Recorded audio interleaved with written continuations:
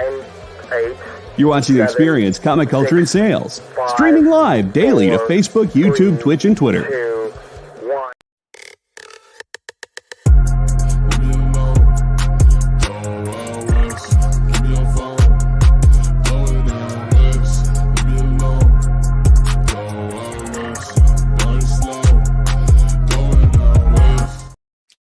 Hey, what is up? Welcome to Best Coast Comics. I'm one of your hosts, Christopher, a.k.a. the Bronze Age Nerd, and Bigby McFly, the comic guy, is your other co-host, and together we are the West Coast Comics crew over here, holding it down, streaming for you late at night over here on Bigby's channel, my channel, and over on the EXP. Links are for all those channels in the description. You know what to do. Go subscribe to those channels. Meanwhile, I just want to take a second. Let's say hello to all these heroes and all these villains that have joined us on this comic book stream. Let's check them all out. We have Preston coming in, wanted to stop by and say hi and leave a big thumbs up. We appreciate that. Thank you very much, Preston. And Richard says he's watching the Bills game, be in shortly. Last I saw it was a pretty good game, so hopefully that's going pretty well. If Breece Hall could run off like a huge touchdown and then the Bills could still win, I'd be totally cool with that. My fantasy team would appreciate that. Renegade Rants Comics in the house. Hello. I definitely will say hello to more people as they join in the show. Maybe everybody's catching the end of the Monday Night Football, and we'll see everybody when they stream in here. We appreciate y'all being here for sure. So, got a cool show tonight. At least the first half of it's gonna be cool. The second half might be kind of dicey as we're talking to some weird YouTube guy. But the first half should be pretty fun. We're talking about some comic book news. As always, what we're doing. As always, what we're going to be doing is we're going to be talking about Heroes for Heroes first. Hey, Son of Crom is in the house. This is his Monday Night Football. That is awesome. So, folks, a lot of cool stuff happened for Heroes over the last week. Unfortunately, I don't have a lot to show off, but there's a lot of wheels in motion that have finally, like let's put it this way. There's a lot of items in transit. Yeah. So one thing I'll say, huge shout out to Mike from Lunch Money Comics. I know he got some stuff together and sent it over. Unfortunately, today was a national holiday. It arrived over the weekend at my PO box, and it's being held at the office, so I have to go sign for it to pick it up. So I couldn't get it because today was a national holiday. So I'll have to get that tomorrow. That's one thing I was hoping I could show off is what he sent over. But shout out to Mike from Lunch Money Comics for doing that. I have a package that came in from Mark Lineker, who's an awesome community member. He's usually in bed by now. He's over in New York. But yeah, absolutely awesome package from him with some cool books that we'll show off next week. And you'll be probably seeing him on the Heroes. It's at Heroes for Heroes Comics IG. Go follow that.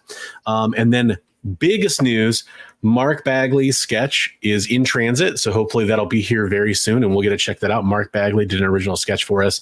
Got Chris Pacello to commit to doing a piece for us, and so he's going to have that being sent in pretty soon as well. So lots of cool news, lots of cool things coming in. Real fast, I just want to show everybody the Heroes for Heroes update. We haven't had a whole lot of movement on the donation front. I'm about to paste that link in the chat there for you all to go follow. But this is the Heroes for Heroes campaign. We are supporting Mission 22 to help veterans dealing with mental health, dealing with PTSD, their families that need therapy, everything they need to get the help they need to prevent unfortunate circumstances from happening, which it's hard to talk about on YouTube because you'll actually get demonetized, which is really a shame. But let's just say that I would go read up on the Mission 22 site and check out their mission. It's really worth checking out. We are currently at $525, which we've been at for a little while.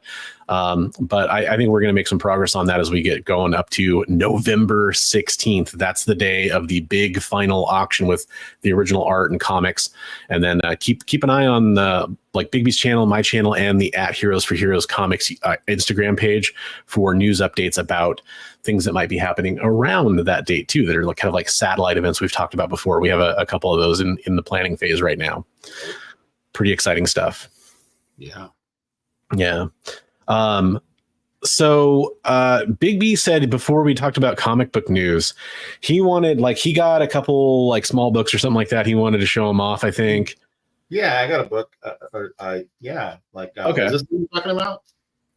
Yeah, dude, that's all. Let me make you big so people can see that. Oh, there we go. Yeah, this is the one you're talking about, right?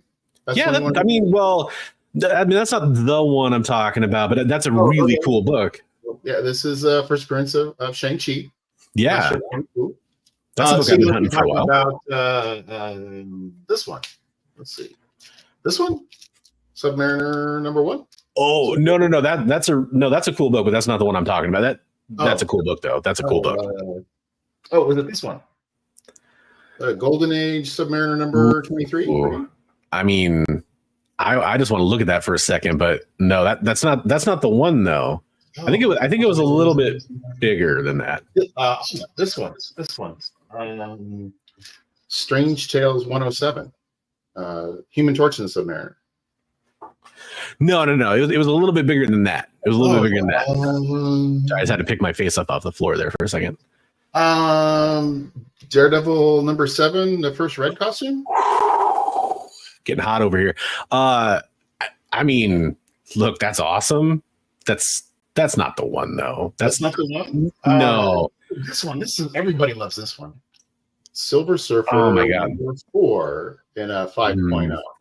That is one of my favorite covers of all time, man. That is such a gorgeous, gorgeous book. That is one of the books I was talking about, but it's not the one. I think I need a little more.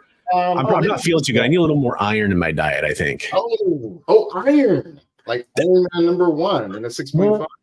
I mean, no, that's really cool, but that's not the one. Didn't you pick up a big book this one? This one? Tales of Suspense #39, the first appearance of Iron Man? That's the one. Definitely the one. Big shout out to Son of Prom. I hooked up with him this weekend and we did a huge trade. We met in a park. I will be having a video coming out later on. It looks like a comic convention going on in a park. It's insane. Big shout out to Travis from Comics Limited. He also did trading with Son of Prom. And Prom's going to be having a video coming out on his channel too. So keep an eye out on all 3 of our channels for content about this insane trade. Holy crap, dude. That is no, I'm like, I can't, like, all of these books are on my video of like books that I want to add to my collection for my, grails that are going to be part of the overall collection. And it's just like to get, I was like one after another books going, I'm like, pow, pow, pow. It's just like, oh my gosh. Dude, that is insanity. You were telling me this about this offline from the show, obviously. And I was just like, what? Like, whoa. What? I mean, like, I'm going to have to talk to somebody about some books this weekend, and you're like, what books? I'm like, this one. You're like, wow. I'm like, and this one. Wow. And this one. You're like, no. I'm like, and this one.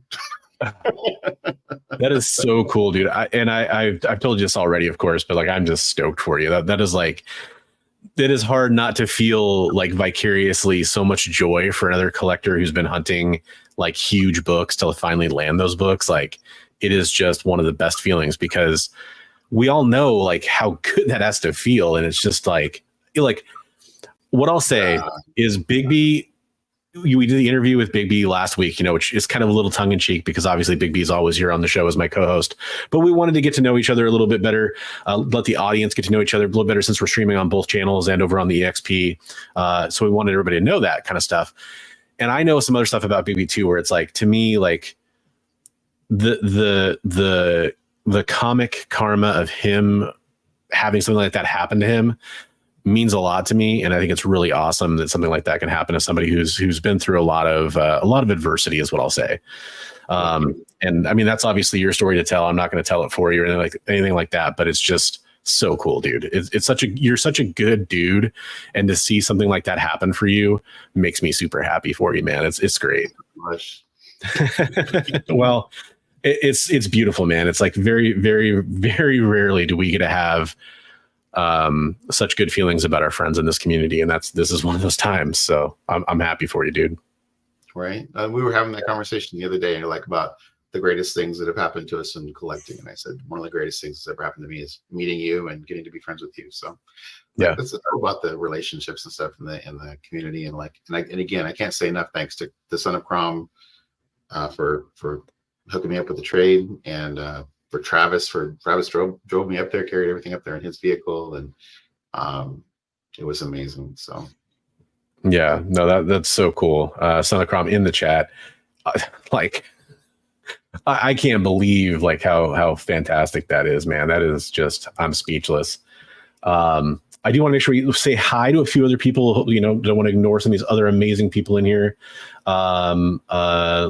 Try to find her first message, but Christina's in here. Hey, Christina, we appreciate you joining the show. Yeah, congratulations, Big B from Richard, 100%. Callie's in the house. Hey, what's up, Callie Comics? Always a pleasure to see you. Thank you for being here.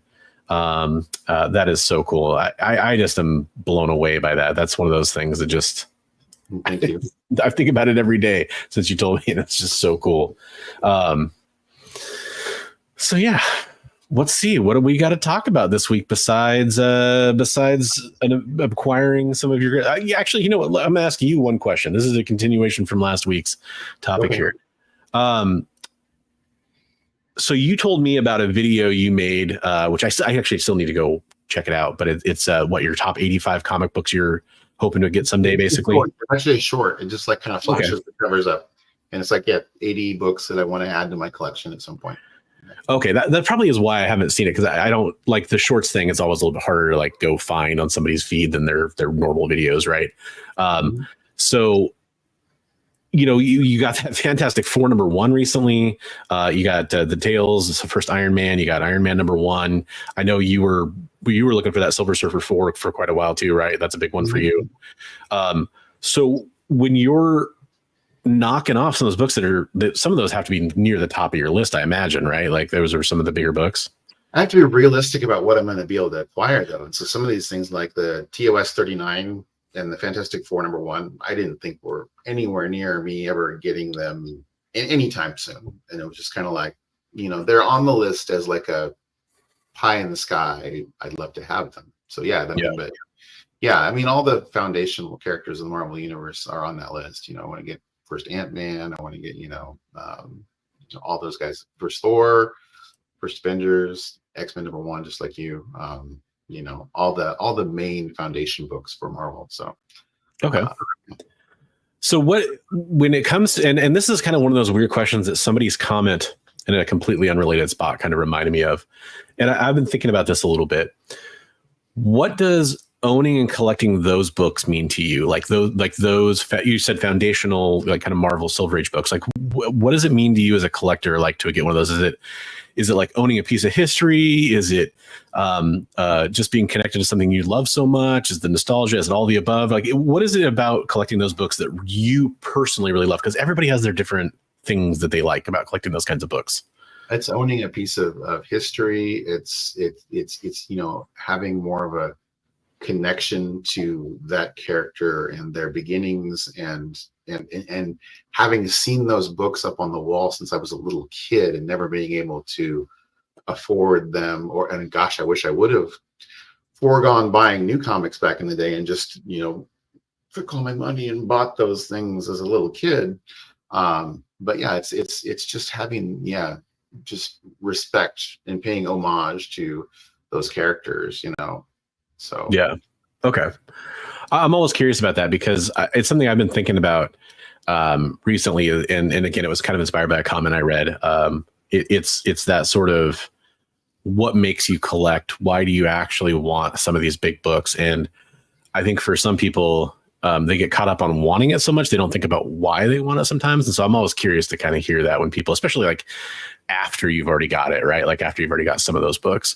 I'm just curious about that. So thanks for sharing. I have a question for you in your interview that I'm going to be asking you, especially about some of that stuff too. But I know some of the connective tissue there about like what makes you tick and why you want certain books. So it's kind of cool. Yeah, it's in obviously a lot of things I asked you, I kind of already knew the answer, but I thought they were fun ways to get kind of people more familiar with you. And you told some great stories during last week's interview, so I appreciate that. Crazy stories, chasing people in the snow. Yeah, 100%. So we talked about amazing pickups and kind of an amazing trade slash. I mean, I almost kind of call it like an AOK too. I mean, I know it was a trade too, but obviously some big books. And then we talked about Heroes for Heroes. Let's talk about some comic book news, everybody. Let's talk about some news that's going on in the comic book sphere. That is super widescreen because I have my. Here, let me see if I can. Nope, still super widescreen. That I have to shout out Richard. Also, he's been picking up books from me to help me fund picking up bigger books. So thank you, Richard. Oh wow, that's cool. Okay, so I've got an ultra wide screen monitor instead of having like two monitors for like editing and stuff. It's not expensive. It's just happens to be wider, just like me. And if I don't resize the windows, they kind of look stretchy and weird. You get that screen so you can see both of us on there. Yeah, exactly. Yeah. So this, I don't want to talk about the details of this too much. We kind of talked about how Joker 2 was a little bit of a, I guess you could call it a bomb at this point. Especially, I saw a funny headline that was Beetlejuice beat out Joker 2 this weekend. So Michael Keaton once again defeated the Joker. I thought that was pretty hilarious. And I'm not trying to like hate on this or be negative in any way. I just thought that was funny. I don't want to talk about this too much because I know I haven't even seen the movie. So I know some people are super worried about spoilers, but I just think this is interesting as a headline alone. And this headline was everywhere. So I don't really. I obviously the movie, obviously, but yeah. Arthur Fleck, who is, if you haven't seen the first one or you don't remember, that is Joaquin Phoenix's character is Arthur Fleck. So Todd Phillips, who's the director of this film as well as the first one, claims that that basically Arthur Fleck was never the real Joker in these movies. And we can kind of surmise some things from that. Again, I'm not going to read from the article because I don't want to spoil anybody for anybody who is wanting to actually see the movie. I just want to talk about this in general because it dominated the headlines on all the comic book news sites and everything for like a day or two. And Joker 2 in general has kind of been on people's minds. What do you think when it comes to the success or the failure of some of these comic book movies? Do you think, is this a bad sign for comic book movies in general? Like, are we kind of entering the spot where comic book movies are kind of on life support in a way, or to a point where it's like we have to be like, studios are going to have to be way more choosy about the movies they make because we've seen some major flops from TV shows and movies now. How do you think this is going to affect the comic book media that we see? I think that they need to do a better job of making better movies. Can't just be all special effects and boom and pow and the nerds are going to be happy that their favorite character shows up on the screen anymore. It's got to be a good movie. That being said, I kind of probably get what they're saying about the Joker, where he was never the real Joker, because they wanted, at the very beginning of when they put the first one out, they said this is not in any way in continuity with any of the other Batman movies. Yeah. This is its own universe. So I kind of maybe see what they're saying there, but I think that we need to have like quality films. It just can't be all amazing special effects and somebody in a great costume. Now it's got to be a really good story. Yeah. And I mean, for me, a lot of this, and I think this is what I told you too, is why do we need a Joker 2? And to me, the only reason that kind of comes to mind is Joker 1 made over $1 billion. Right. And like you said, like, it was never intended to really be connected to any of the other DC EU stuff or any of that kind of narrative. And so I don't know why it needed to happen. And then everyone really ripped on the whole musical aspect of this when it was first revealed that it was going to be a musical. That happened. I don't know if that was the exact same time that it was announced that Lady Gaga was playing Harley Quinn, or if it was just extremely close to it. But that seemed to be everyone's like big hang up with this is I'm not going to go see a musical, which I don't know. It's just kind of funny after watching some musicals recently that people forget are musicals in some ways. It's just one of those things where it's like, I don't know if that's really the big problem with it, but maybe that's what audiences thought. But I kind of respected it for going there is kind of my point, because it's like, okay, well, the Joker one is lightning in a bottle. You shouldn't necessarily try to recreate that. So it's like, oh, hey, they're going a completely different direction with it, at least. And again, I haven't seen Joker 2. This it has nothing to do with the numbers. It has nothing to do with the trailer. It has nothing to do with the story. It has nothing to do with the reviews. This is squarely in the kind of film that I'm going to wait till I can watch it at home. And that has more to do with me than it has to do with anything about the movie. I did the same thing for Joker 1, and it was the biggest movie on the planet for a few months. And I just think that's kind of, I think it's interesting, but I also think that it's a sign that not everything needs a sequel. Not everything needs to be serialized. I think that might be the biggest problem with this. They see that money, and it's really hard to resist. I mean, like we're saying, like it's its own universe, but yeah, obviously it did have a tie-in to Batman. It had the young Bruce Wayne when he went to the fence, there in the movie. So I mean, it does have its own kind of Bat universe. And, and we got some great comments there, cryptids, and I guess we got to talk about that. That's upcoming, right? Anybody wants to we definitely will talk about that. I'll kind of segue into that when I get out of the story. Comic Ozzy had a point about this story. This is so far removed, I don't consider it a comic book movie in his humble opinion. And you know what, you're right. And I think to that point, they probably did a poor job marketing it to people that were fans of the first Joker film, and like the general audience fans, I mean, as opposed to the diehard Batman / Joker fans that wanted to go see it. And I feel like, you kind of, they wanted to have their cake and eat it too, a little bit, where they wanted to be a little bit of a comic book movie and a little bit of a Joker 1 sequel. And they probably needed to like lean one way or the other. And probably towards being a Joker 1 sequel and market it strictly as that. I know that sounds weird if you watch some of the trailers. It sort of seems like it is marketed as a Joker 1 movie again, but it was a lot of emphasis on Harley Quinn and a lot, and they don't, but yet, even though they show a lot of Harley Quinn in the trailer, they don't actually tell us anything about her. So that's kind of a hard sell too. It's just like, it's Lady Gaga's Harley Quinn. Right. Okay. So, I mean, and I think that's awesome potentially, depending on what they do with it. But I need like a hook there if I'm the general audience. Right. I was always in it for. I respect that for it being its own separate universe where it's going to have a totally different. It's not Margot Robbie. It's Lady Gaga. So yeah, and that's I thought that was an interesting follow up, because obviously it's not like we're handing the reins over to Lady Gaga, because this is kind of a self contained universe, unless something weird happens and they decide like, you are so popular, we're going to bring you into the main DC stuff, which I guess could happen. There's some rumors that would be more leaning to that they probably would try to get Margot Robbie to continue being Harley. I would agree with that too. Or I think maybe, everybody's favorite fan casting for any female hero or villain ever, Sydney Sweeney might be. I love that trend. It was like, there's a female hero out there. How could we spin it so Sydney Sweeney can play her? So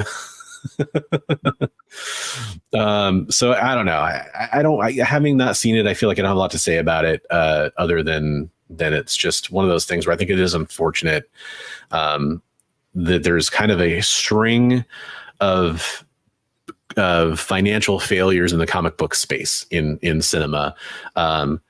In a way, I'm happy about it, because I kind of want to see a more return to quality, a return to putting time and effort into the film, into the script, into the special effects, into the story, into the world building, which, by the way, in my opinion, was always DC's biggest problem when it came to their live action stuff, is they weren't doing a very good job world building.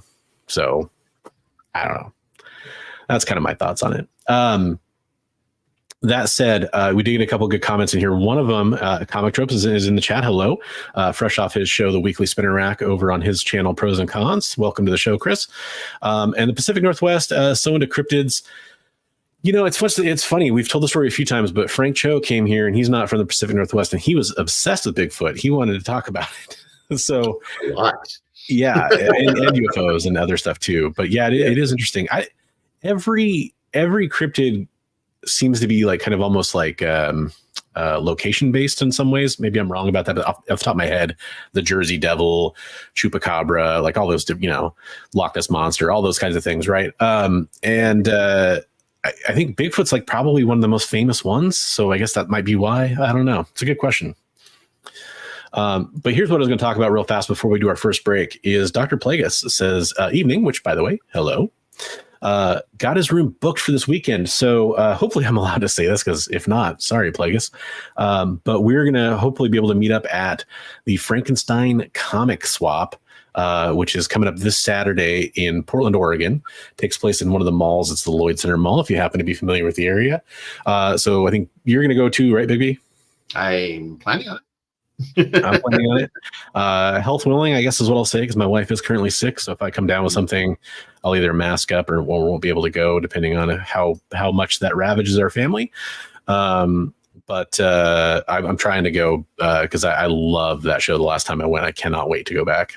So I'm hoping that's this weekend. I'm hoping to do more digging this time. I get so caught up in interviewing folks and talking to my friends, and I don't do a lot of digging. So I need to do more digging. Yeah, 100%. Speaking of health willing, the last week. So I was trying to prepare to meet up with Son of Prom, and on Thursday my work kept me out super late, so I wasn't able to get my stuff ready. And on Friday, I'm like, all right, Friday, and I'm just gonna get it. They kept me out till almost 9 o'clock on Friday night, and I'm just trying, digging like a madman, trying to get everything ready for him. And I think I got done at 1 in the morning and was passing out. And so we did the whole thing, and on Sunday I died. I was like, I felt like I felt like I was coming down with something. I think I was just exhausted. But yeah, no, 100%. Your work and being kept late, it's always at the worst times too, it seems like, right? Like it's always like right before a show, right before a con, right before a whatever. A real Bigfoot. I mean, well, first of all, it's right here, just saying. But second of all, no, there actually are some Bigfoot encounter stories that I'm associated with, and it's pretty scary stuff usually. So we do need to take our first commercial break. That's right. The show has commercial breaks. Part of the reason why is because we're streaming over on the EXP network right now, which you can find over on YouTube. Is a great place to find it. The description is the link is in the description below. And they have some wonderful advertising that they would like to show us and talk about some of their programs. So we'll be back in 2 minutes to talk about other comic book news. Live from New York. What? Oh, sorry. Live from Cleveland? It's Friday night? It's Friday Night Live! With Nancy McCann. And Ricky. And sometimes Carlos. And featuring boxes and boxes of rare comics. Unique collectibles. Lots of smiles and conversations with new friends. Friday Night Live with Comics Unlimited. Friday night from 9 to 11 on The Experience. Symphonic verses, Nocturne's romance. A song of romanticized darkness, dreaming death by sleep.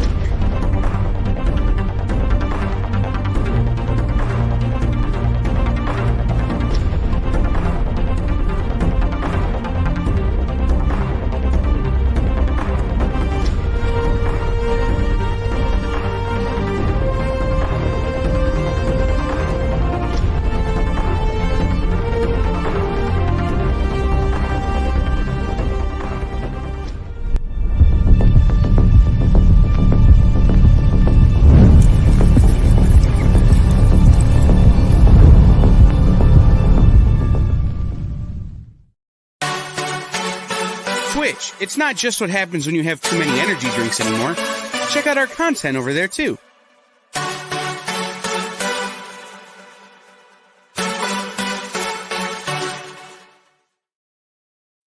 Hey, welcome back. It's Christopher, aka the Bronze Age Nerd, and David McFly, the comic guy. And we are here discussing all kinds of fun things like the news of the week for comic books. We were just talking about Joker 2. And one of the other kind of movie-related nerd type things that happened this week is we had Henry Cavill cast to play a starring role in Voltron coming up, Amazon's MGM totally messed up saying that project is what I mean to say. It's a live action feature from Voltron. I'd read this part of the headline and I wanted to call it exclusive, but it's an exclusive article, not an exclusive series. But it is a Netflix or a Amazon show. So Henry Cavill coming to Voltron. I messed that up in the worst way possible, but moving on. It's seeing Henry Cavill, man. He just makes me all tongue tied. What can I say? So there's not a whole lot to go off of here because we don't know a lot of the rest of the cast, basically, except for one actor, Daniel Quinn Toey. I'm not familiar with that actor, but that's the other one that's mentioned in the article here. Apparently, they starred in. I just was looking at the West End. So yeah. Anyways, looks like it's going to be a big budget show with Henry Cavill. Taking the reins, and everyone's excited about his cameo in Deadpool and Wolverine as the Cavalrine. So that's pretty exciting. I'm a huge Voltron fan, so this is exciting to me. Were you a Voltron guy, Big B? Oh, they love Voltron. Yeah. Yeah. It was that came about right after Robotech. It was like started seeing Voltron stuff. It was like, as a kid, I was like, oh, what's this? This is cool. Robot lions. I was one of those kids that had no idea that like any of the backstory of Voltron whatsoever. It was just a cartoon that came on where I was like, that's cool. It's really different.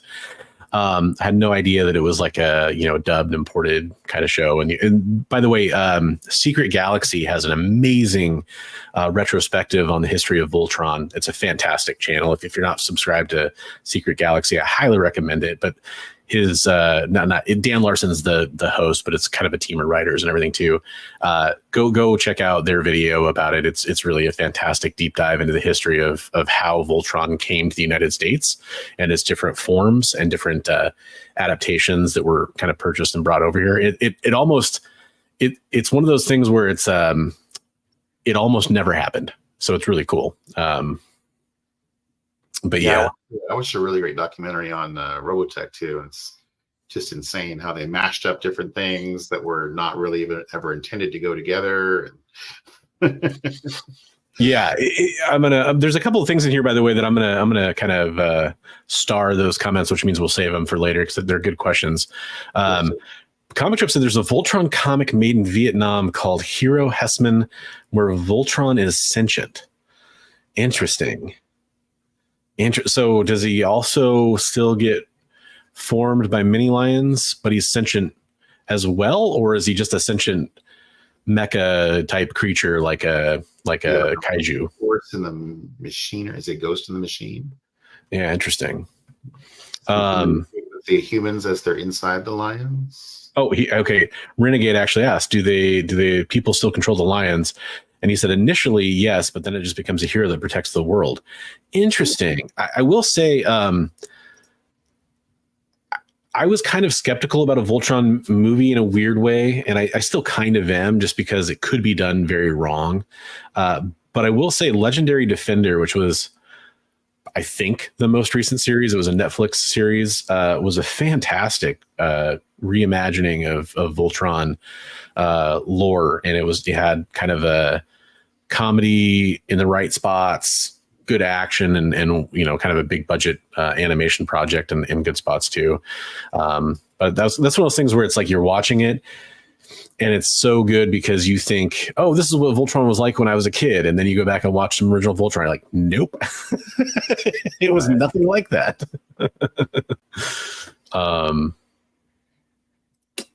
He starts as a pilot of lions, becomes a sentient robot. Oh, there's no way to see it anymore because Netflix. I wonder if that was a rights issue thing because Amazon owns it now, maybe, or something. Interesting. That's too bad because it was a Netflix original. That stinks. That's you get that. You know that where your computer's telling them you're somewhere else in the world. Maybe you can watch it somewhere else in the world. Yeah, maybe, but if they pulled it for like contract reasons maybe it's with Amazon, I'm totally speculating. Then I could see there being like no way to watch it. That's the other thing too, is I don't know if it ever got a physical release. Which, shows I really, really, really enjoy. I always try to get a physical release, at some point, just because you never know. Especially in the streaming era. I love Cavill, but I hope it's about Voltron, not the humans. Oh, interesting. Okay. I almost thought Voltron worked best when it was about the humans overcoming their obstacles to work together, because in Legendary Defender, this is one of the things I love about it, is they did a good job of talking about how Voltron didn't work as well when they weren't working well together, right? And I thought that was really cool. I thought Vehicle Voltron was super fascinating. Yeah, and there's actually they've done tons and tons of re-releases and new versions.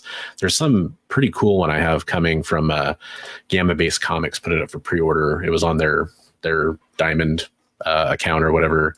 It's like $100 one or something like that. And I got a little bit of a discount on it, but I have it coming from them and I'm super excited to get it whenever it finally releases. I'm really glad I got number 2 and number 3 in that late night whatnot show thing that you and I were in. Oh, yeah. 2 o'clock in the morning. I got number 2 and number 3 for like $1 a piece or something. That's crazy. Do you have a number 1? I already had a number 1, so I didn't have a cool. 2, but I finished the set. Nice. Yeah, I've got a number 1 I picked up at I Like Comics, but never had any of the other ones. I admit the Rick and Morty episode where they got a Voltron and kept going to parallel worlds to merge into bigger Voltrons and amuse me. That was pretty funny, because before that season came out, they said there was a Voltron episode. And I was like, that's going to be weird. And yeah, it was weird in the best possible way. Actually, I thought it was pretty cool. Yeah, exactly. All right, so let's talk about there's a slew of announcements from Dynamite that came up. Luckily, the embargoes are up on them, so we can talk about them. Let's talk about some of these real fast. For some of these are continuing with Dynamite doing work with Disney. This one is kind of exciting. We got a Zootopia comic series. Jeff Parker is doing a new series with Alessandro Rinaldi.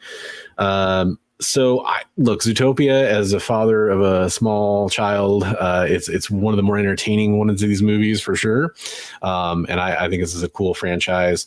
I'm always in favor of seeing more comic books that kids can get into too, that the kids might actually want to read. I think that's super important. And this is only for kids, a free stick of Dynamite with every comic in November. That's right.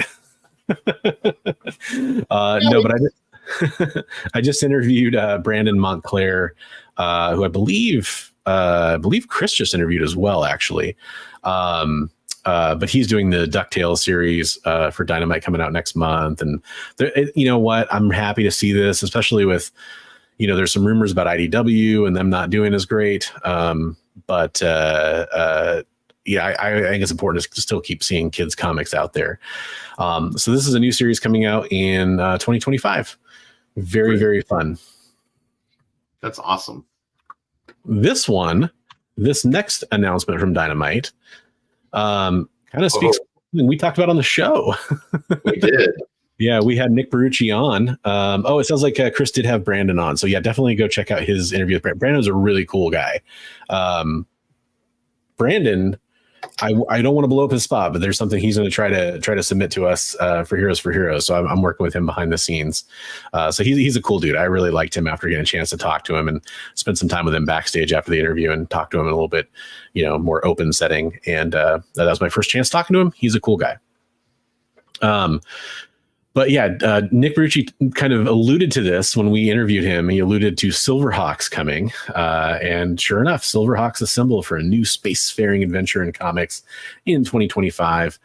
Acclaimed writer Ed Brisson from Batman Incorporated and Predator takes on the franchise, following his work on Apex. Got George Kambadias, who was a key player in Gargoyles, it looks like. So that's pretty exciting stuff. There is some cover of Jay Lee. The middle one looks so Jay Lee. That's got to be Jay Lee. I know he's doing a cover for them for sure. He's been doing covers for all their big books, I feel like. Heavy hitters, Lucio Perillo, Jay Lee, James Stokoe, Declan Shelby, Geraldo Borges, and the latest breakout artist, Mannix. Very cool. I love that one there on the left. That's sweet. Yeah, that's really cool. I'm trying to figure out what's up with the one in the middle there. That's interesting. It's like a Simpsons-esque one. I know. Yeah, I don't think I fully understand that. I know so little about Silverhawks. It's one of those 80s franchises that I have a copy of Silverhawks #1. That's about as close as I get. I never really watched the cartoon or whatever. I know what it looks like, and I've seen stills of it, but I just never got into it. That's the Mannix one. Okay. Yeah, interesting. Mannix, I've been seeing his name, or their name, I should say, cropping up more and more. I think it's a he. But anyways, definitely interesting for sure. Yeah, that's kind of why I was like, okay, I think I've seen a style like that before. It's that animation-inspired style is pretty cool. So I'm excited for that. Were you a Thunderhawks guy? Or Silverhawks guy? Silvercats and Thunderhawks. We're making new comic books. I mean, it's easy. That's all you got to do. There you go, Dynamite. Crossover. Silvercats. Yes, I liked Silverhawks. It was pretty cool. There wasn't a lot of it. That was the thing. That's those things. It felt a little short-lived. There's some other stuff too. They're doing a couple winter specials. This Powerpuff Girls, another franchise that I'm interested in because of my kiddo mostly. Although my wife was a fan of Powerpuff Girls as well. Yeah, it was a good show. Great show. Yeah. Yes. Along with that, get a little Coppertone homage here with the Vampirella Hell Day special. A very cool cover. And there's actually some really great ones too. So you got the Heliday 2024 special. I'm a sucker for like holiday specials from comics, like Christmas set stories or winter set stories. There's always kind of an interesting magic there, and especially when you take some characters out of their normal settings that have nothing to do with that kind of stuff and put them in those kinds of settings, it can be fun. There's some other stuff too. What was that? Is that Jay Lee again? That looks like Jay Lee to me. Jay Lee. Yep. And then there's a Linsner cover there, Panosian, and a cosplay, it looks like. Yep, that does look like Jay Lee. Look, especially the little elf there.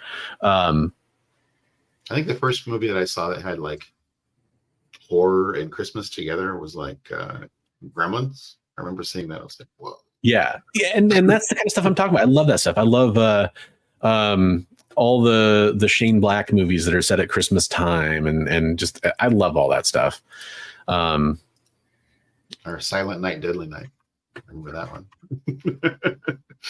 We went through, through every horror movie in the VHS sections at Blockbuster.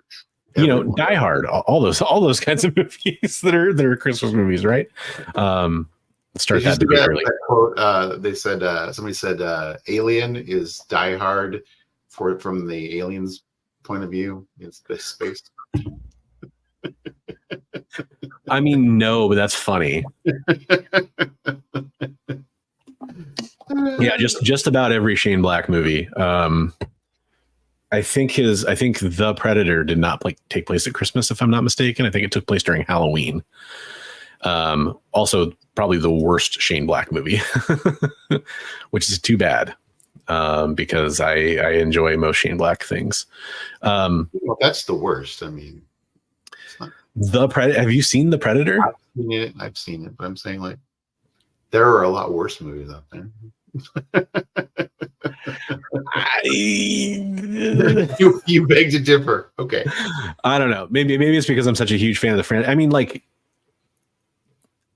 if you went back in time and talked to me before that movie came out, before the trailer came out, even, and you said, "Hey, remember that guy who was awesome in Predator 1 as one of the Predator 1 team members?"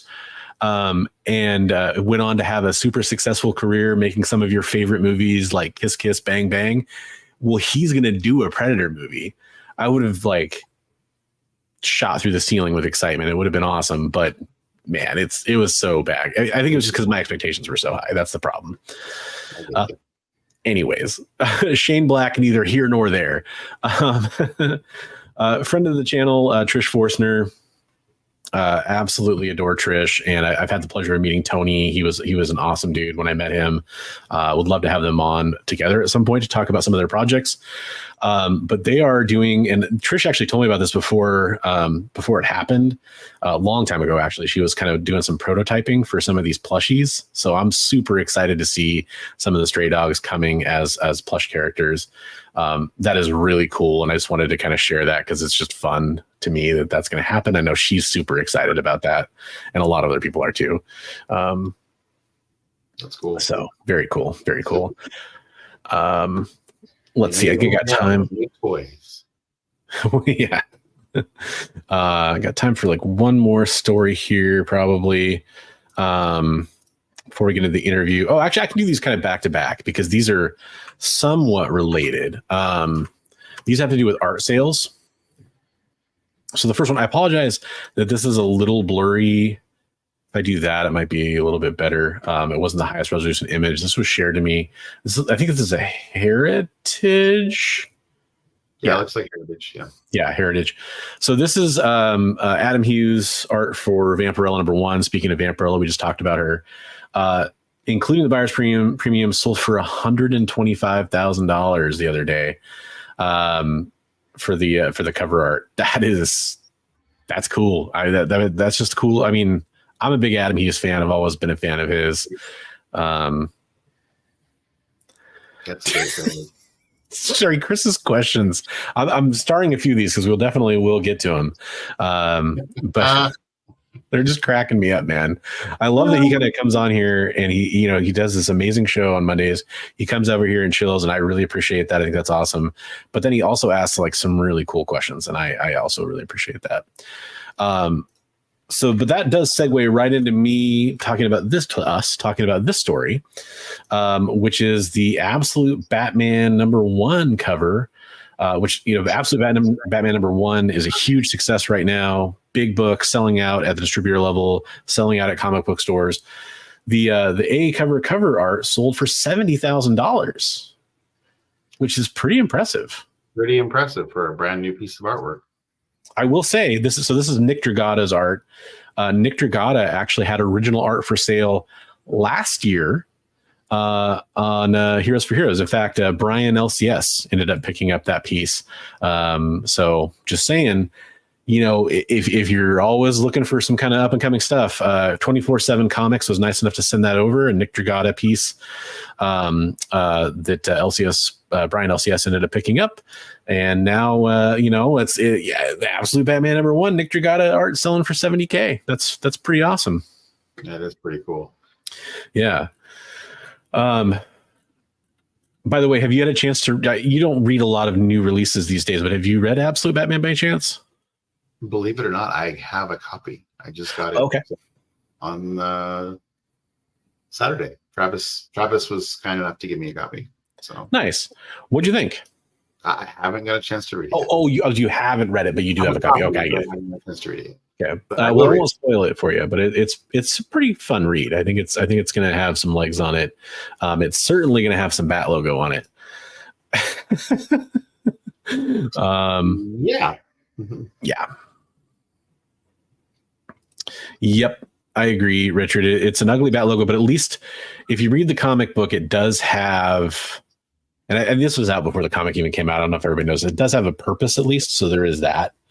But yeah, it is fun, man. I really want to find my meme I made now.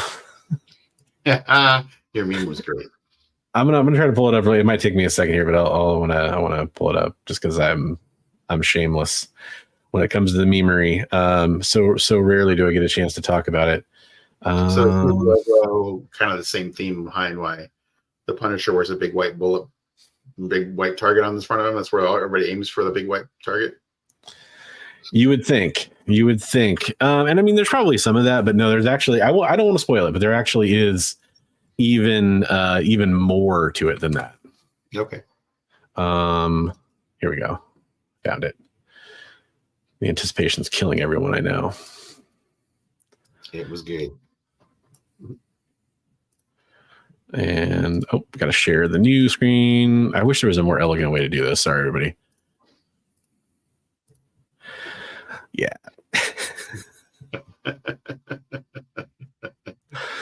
So I don't know. I took more time on this than I care to admit. I mean, I'm not like I took hours on it, but I took like 10 minutes making it, which is probably a lot to do for a meme, but so I'm just proud of it. It's good. It was very nice. Very nice.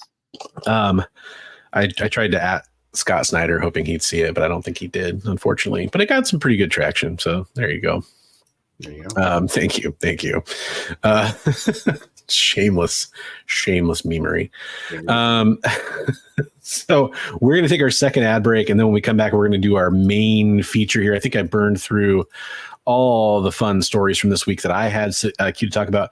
Actually, what we will do is we're going to come back and we're going to tackle a couple of these hard-hitting questions from that Chris over there at Comic Tropes, and then we'll jump into the interview. I'll see you in 2 minutes, everybody.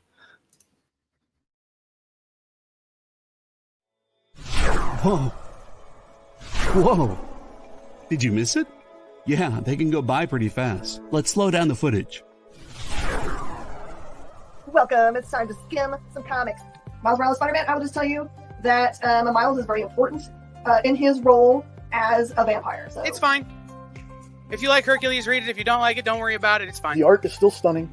There's a panel, little spoiler, there's a panel in this where Chitauri first hits Lion-O, and he is the best "did she really just hit me" face I've ever seen put in a comic book.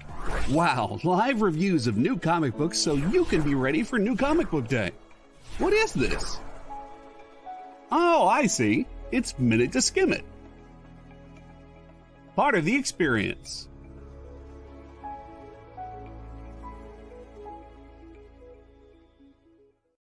According to a statistic that I just made up, people spend 4 hours a day changing the television channel. People who watch The Experience don't do that. Save yourself a ton of time by tuning into The Experience and enjoying our new original programming 7 days a week. And then tell your friends. Think about the money they could save on batteries in the remote alone just by tuning into The Experience. Find out more by scanning the QR code below. In a world where you hit like and subscribe on our YouTube channel, that'd be really great. Thanks.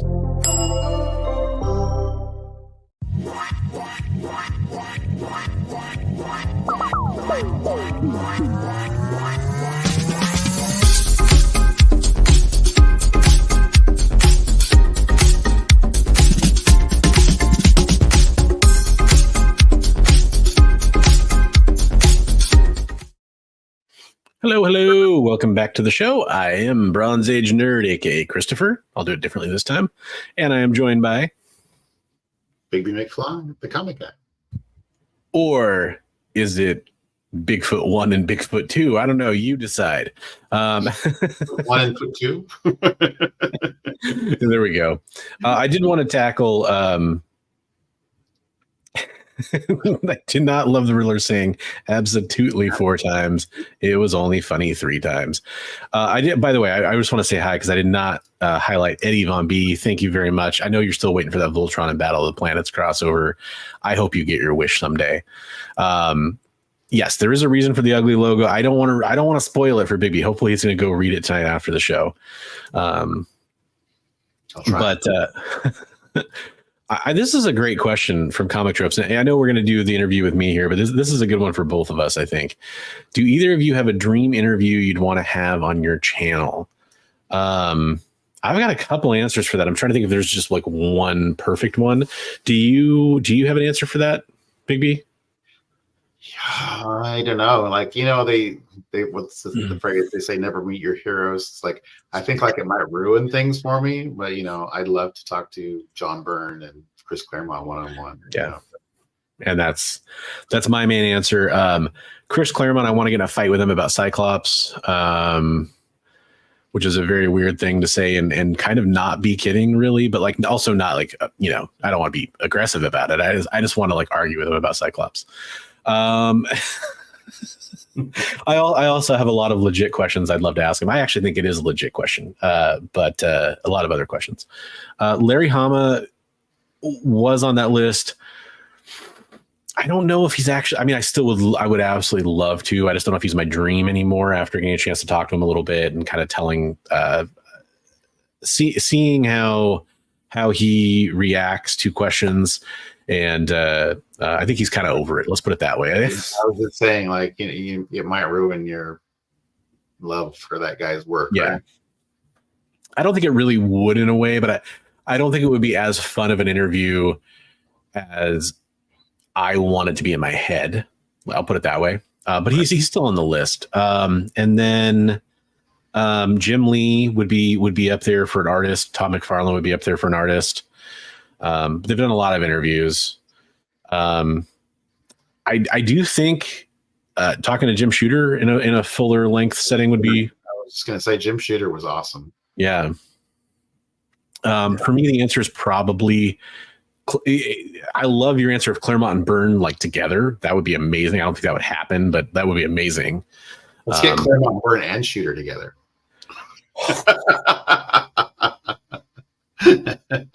Yeah, he is asking for the dream. That would probably be one of them. That would be interesting. That would be very interesting. And then, in the same hard-hitting vein, is a corn dog basically the same thing as beef Wellington? I'm going to say my answer depends on, is it an all beef Frank? Question. Because if it is, kinda. So, yeah. If you're going to ask me if a hot dog is a sandwich next. Oh, you're going to NYCC. Awesome. I know a couple people in the chat are going to NYCC. That's fun.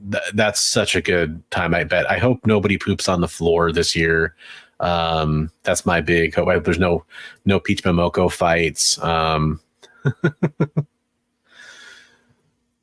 Yeah. Well, and Chris has interviewed some greats for sure. I'm curious, Chris, do you have anybody left that's kind of your dream interview? Anybody that's still on that kind of Mount Rushmore for you? Anybody, I shouldn't say anybody still living. I know there's a lot of people that passed away. I'm sure you would have loved to interview, but anybody still around? Yeah, I bet. And I would have a good time with it. It was just, I kind of know what I would get out of it. You want to interview the creator of Wolverine, Richard? That's awesome. You could call it a shoot interview. Yep. It is an all beef with just a little bit of, the little bit of pig anus makes it just a hot dog, just a corn dog. Maybe you can have Nick stop by again for 5 minutes that turns into 45 minutes. More than that, wasn't it? It was like an hour and a half. I think it was like an hour and a half. Yeah, it was pretty impressive. Peach Liefeld, my favorite comic artist. A very realistic watercolor painted style with lots of pouches. I think that's two people he would like to interview. Oh, it's not the same person. I get it. Okay. Whew, I was confused. Creator of all things. Yeah. Well, hey, you know what? I need to tone it down a little bit and get on my game face because hard hitting Biggie's turn to take over. All right. It's the main events. What you've all been waiting for. What do you got for me, brother? What is the meaning of life? No. It's a great movie. Monty Python, fantastic film. I highly recommend it. I like Life of Brian more, and of course Holy Grail. Like my life? Okay. So, Bronze, tell me a little bit about your early history with comics and how you were drawn to them. And was there a point where you rotated away from comics and maybe came back? Yeah, so I first got into comics the second time I was in prison. I was 10. I had just done my first triple homicide. Comics were an escape, man. No. So it's a great question. Yeah. So comics for me, comic strips got me into comics probably first. Things like Calvin and Hobbes, honestly, at a very young age, I loved Calvin and Hobbes. My grandparents had some of my dad and his brother's old Sad Sack, Dennis the Menace, Beetle Bailey, Donald Duck kind of comic books around, Gold Key stuff. Well loved. And I'd look through those. They were fun, but they didn't really like, oh, sorry, I didn't. Oh, you're highlighting that. Aha, okay, excellent. I thought I did that by mistake. I was like, oh no, did I leave an old comment highlighted? How dumb, how dumb am I being here? So no, I would read those. And then I was big into G.I. Joe, talking about Larry Hama a second ago. Still am huge into G.I. Joe. And my dad, I was watching the cartoon. I was playing with the toys. My dad started bringing home comic books for me. I think the first one probably just from a grocery store news rack. And then eventually he started bringing home lots of them. He was doing baseball cards pretty big at the time, and he was trying to collect complete sets. So he made a spreadsheet for my G.I. Joe run. He'd go around. He was a forester. So he drove all the way around Washington and Oregon for his work. And so he went through a lot of towns that had comic book shops. He would try to find issues to fill the run. And so I would be, anytime we went on a family trip, we'd go into comic book stores. He took me to a tour, like this is back in the MapQuest days, or whatever. He took me to like Portland, and we hit like 2 or 3 comic book stores, I think for my birthday one year. And so, we were just mostly looking for G.I. Joe comics. Pretty fun stuff. So that's kind of how I first got into it. But it was just G.I. Joe. Like that's all. It was because it was G.I. Joe. Right. And I got into X-Men as kind of the many people my age or our age did. The Pizza Hut campaign was coming out. The animated series was coming out. And so I got into it kind of through that pathway. I was like, I'm curious about this thing. That looks fun. And I remember picking up, I knew Wolverine was a character in X-Men. So I remember picking up a Wolverine. I always forget the issue number. I think it's 72 through 75. I think it's the Savage Land story where Rogue and Jubilee go with Wolverine to the Savage Land and fight Sauron. And there's kind of a whole plot line going on there where they think Magneto might be back. Anyways, I remember being like, whoa, the guy that writes the G.I. Joe comics wrote this comic too. That's crazy. And so I got into that pretty heavily. And then I started buying Uncanny X-Men comics when the cartoon finally came out at comic shops. It's the first time I went to a comic book store, and I bought like Uncanny X-Men 280 and any other issues I could find from Uncanny X-Men after that. Starting with X-Men 1 and going through all those. And it was kind of just off to the races from there. And I remember like moving out of my parents' house and having like 14 long boxes I had to take with me. I was just super into comics and schlepping those around forever. And yeah, that's kind of how I got it. Did I get all your question there, or just kind of how I got into comic books? Or was there a point where you like rotated away and then came back? Or yeah. A couple different points. So one of them is, I started focusing on my career. So I started out, I was going into college and eventually dropped out of college because I wanted, for a couple different reasons. I dropped out of college mostly because I was being promoted at the job I was at. So I worked for Regal Cinemas, and I was being promoted from floor staff to being like an usher and all that kind of stuff. When I worked there in high school, pretty much right after high school, I was being promoted to manager. And not only was I being promoted to manager, I was kind of being fast tracked in the management program, even beyond that. So I was like, well, if I'm going to go to school, it's probably for business management stuff at this point, because I love history and English, but I didn't really want to find a career in those things. So I thought, okay, well, I'll go for business management. But I was like, hey, I'm getting business experience over here, and I need to work to afford college anyway. I'll just focus on that, and I'll pick up college again. I was pretty clear I was going to end up moving somewhere to take over a theater.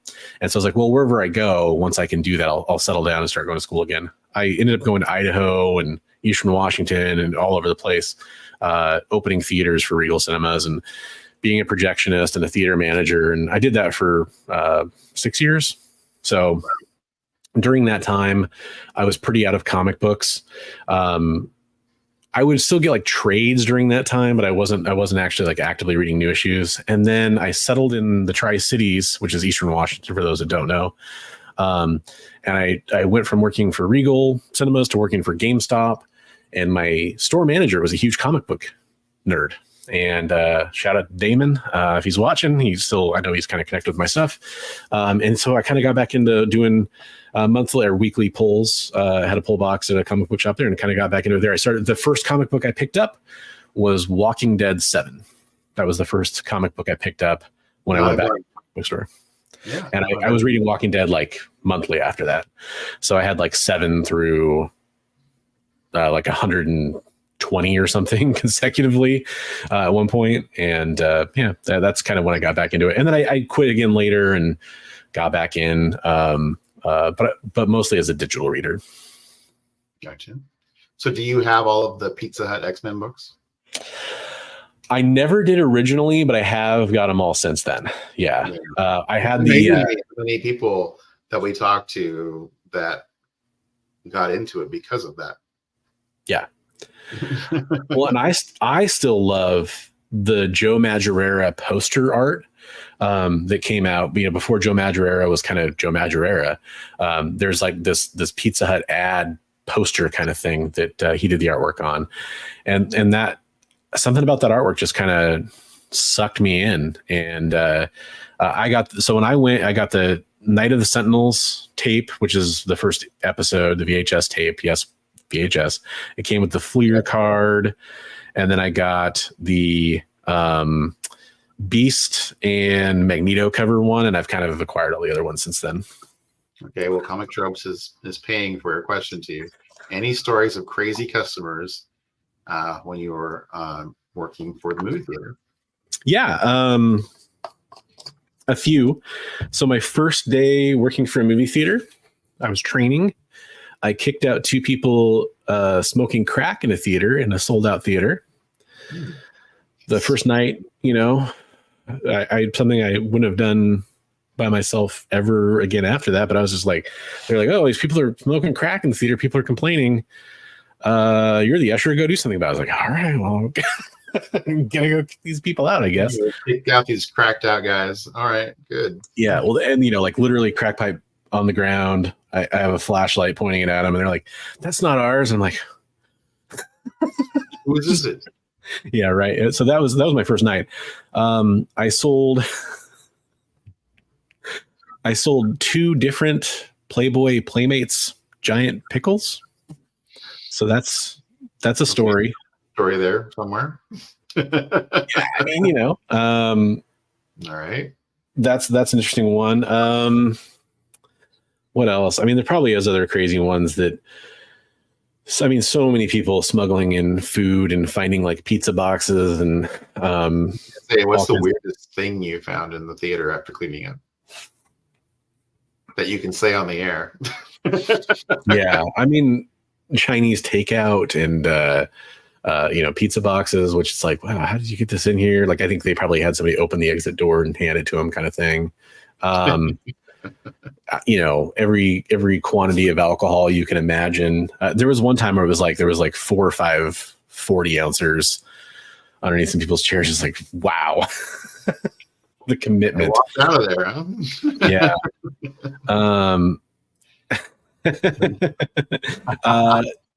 Yeah, there's definitely some interesting stories. I'd have to think about it for a little bit longer, but and then working for GameStop, there was the kid who came in. He was underage and all, rated M games. You couldn't sell them to people under 17.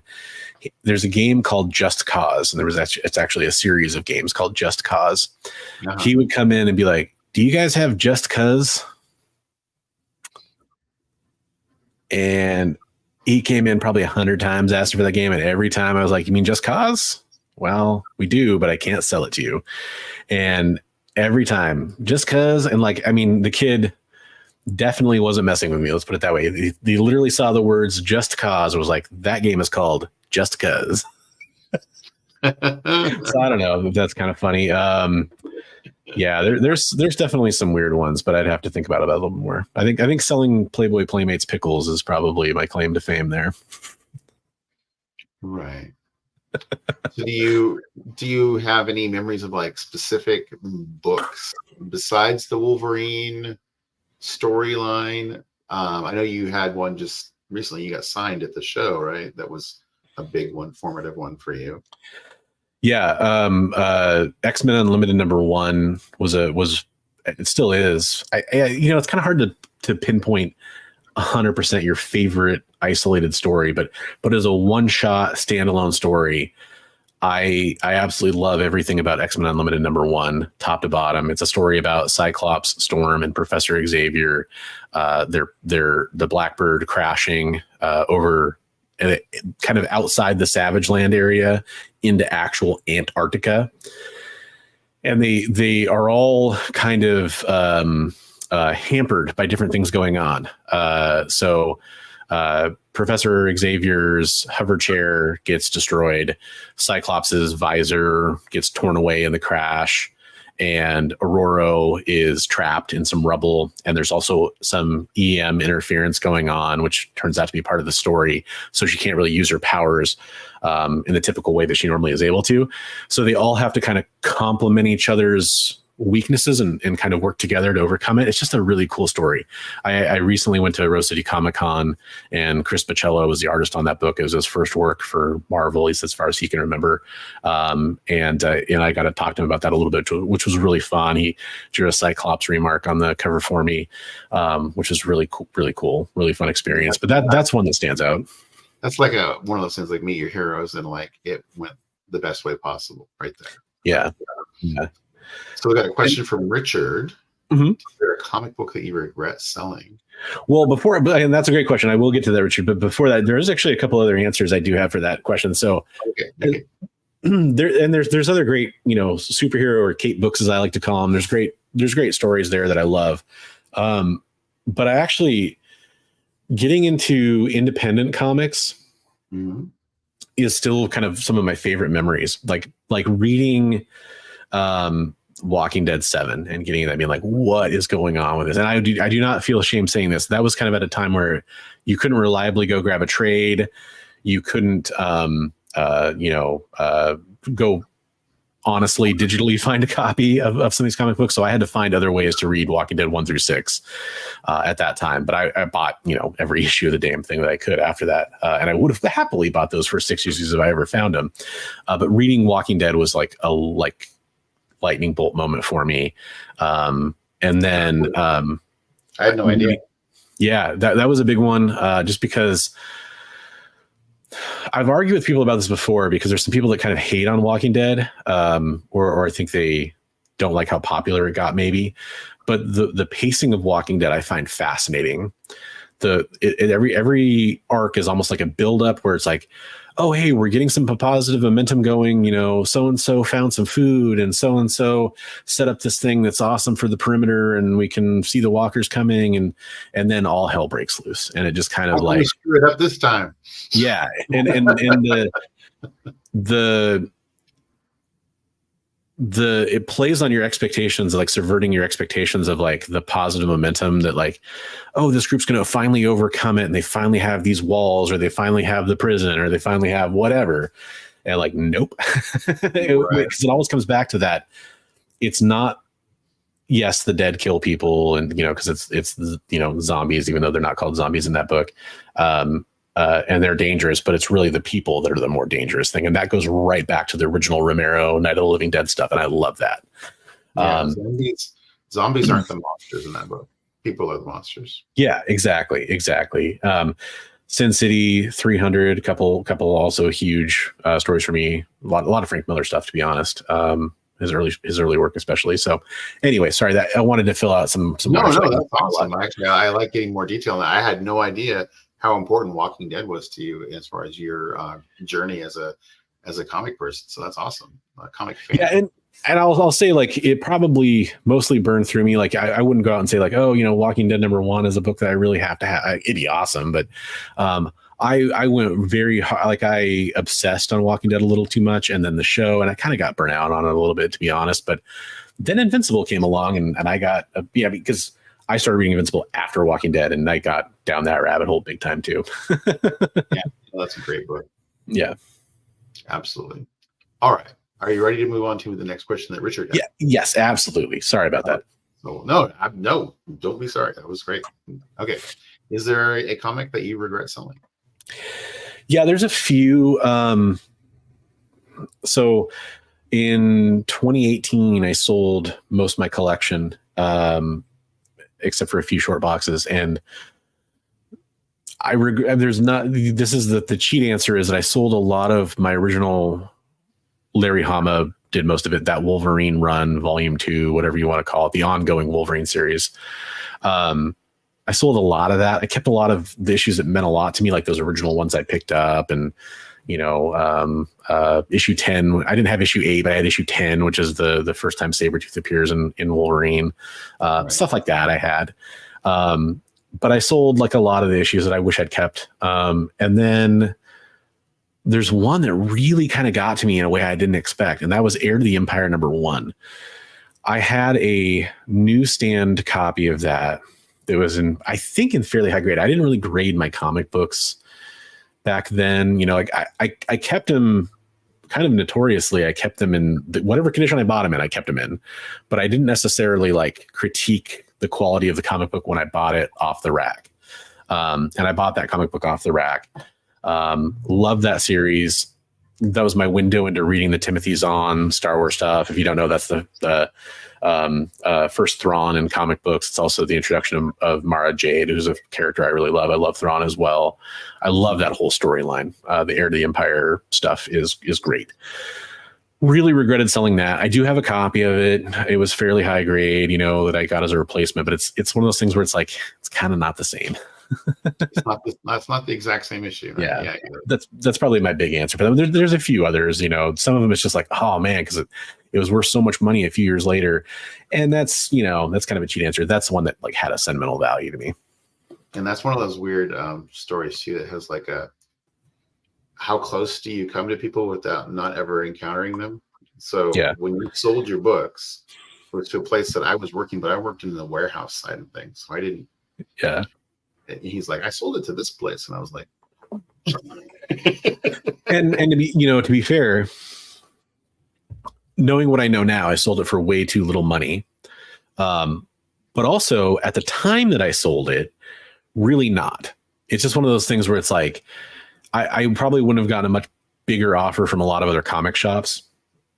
But that's part of the regret that's tied in with it is that if I'd done it piecemeal or run by run or whatever, I probably would have gotten more from it. Hey, what's up, John? How's it going? Buenos noches. But yeah, it's one of those things where that's a fun little like dovetail to our story. But I say that because there's a video out there me talking about selling my comic book collection. Don't want anybody to think that like that comic shop ripped me off. It's just in hindsight, I never would have sold it there. But it's the thing where I had to get rid of them. Most of it was worthless, even by today's standards. A lot of it that was left in there was totally worthless. It was just, complete runs of stuff that no one cares about from the 90s. So we've got a new show that we need to do. Bronze Theater. There's definitely some stories there. So Eddie says The Walking Dead was amazing, but it ended way too abruptly. And it was like, what? Yeah, I agree. And the show was okay, but not as good as the comic. I agree. Yeah, it's kind of weird because the first season was the Frank Darabont season, and I really enjoyed it, but I also kind of like didn't. I'm a literalist when it comes to adaptations. Like I wanted it to be closer to the show. Like the end of the first season, they're doing like the CDC stuff, and it's like, what? Right. It's very weird. Yeah, that was my biggest stuff that didn't need filling in, I think, and then they drugged Yeah. something out that did. Like the whole Shane thing, I'm like, Shane's supposed to be dead by now. Yeah. Yeah, and I guess it's just weird because in the very beginning, it's like, oh, this is a very literal. Yeah. And then it kind of, and I know shows, you know, a lot of, they want to create their own identity. That's a whole like philosophical thing. But yeah, with the comic though, the comic, I will admit, I did kind of lose some steam in the comic book as well. And I think it's just because I read so much of it. And every time what I would do is I would actually collect them, and I was getting them monthly, and I would save them up and like almost binge read them. And I did it because that comic book, I could read an issue of that comic book in like 8 minutes, you know? So it was, yeah. And Chris says in one issue, they actually called them zombies, and Kirkman got mad at him for not catching it. So it's all Chris's fault. I mean, sure. Do you remember what issue it was by any chance, Chris? Because I'm curious about that. I know you're right. I'm trying to remember. I guess it's one of those things where you hear people say, "Oh, they're not zombies in the comics," so many times that you just like remember it that way, you know? Okay, so I'm gonna hit you up with some of the stories or some of the questions you asked me about. I'm gonna actually expand on that. So favorite heroes, favorite characters, favorite villains, and then I'll go beyond that with some other questions. Okay. Favorite hero. So, I mean, you know, kind of just chronologically, G.I. Joe was the first kind of comic book love I had. I have a tendency to not like the most famous characters the most. G.I. Joe is the exception. Snake Eyes was extremely popular, and I love Snake Eyes. How can you not? Yeah. It's funny, though, because as big of a deal as Snake Eyes is, like in the comics, he's actually not that big of a deal in the cartoon, really. It's kind of weird if you go back and watch it. Yeah. So it's kind of funny because I remember my daughter we were watching some G.I. Joe, and she was always like she likes Scarlet and she likes Snake Eyes when they're together, which that's a good combination. You see that a lot more in the comic. And I think I showed her some of the comics. You get old enough to read the comics, honey. You'll get what you want. Yeah.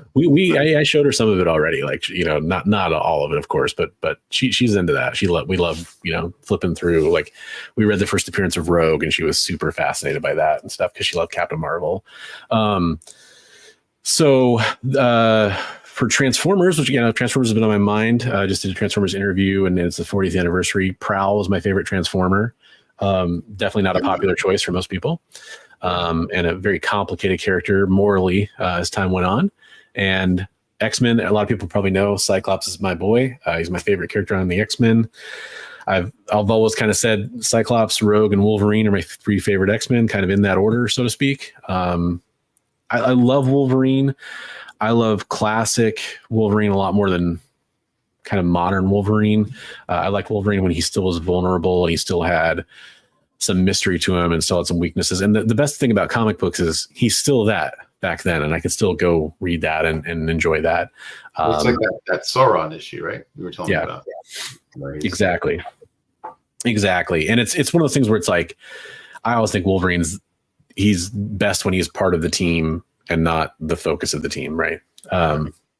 Or solo Wolverine is awesome, especially when Hama was writing him.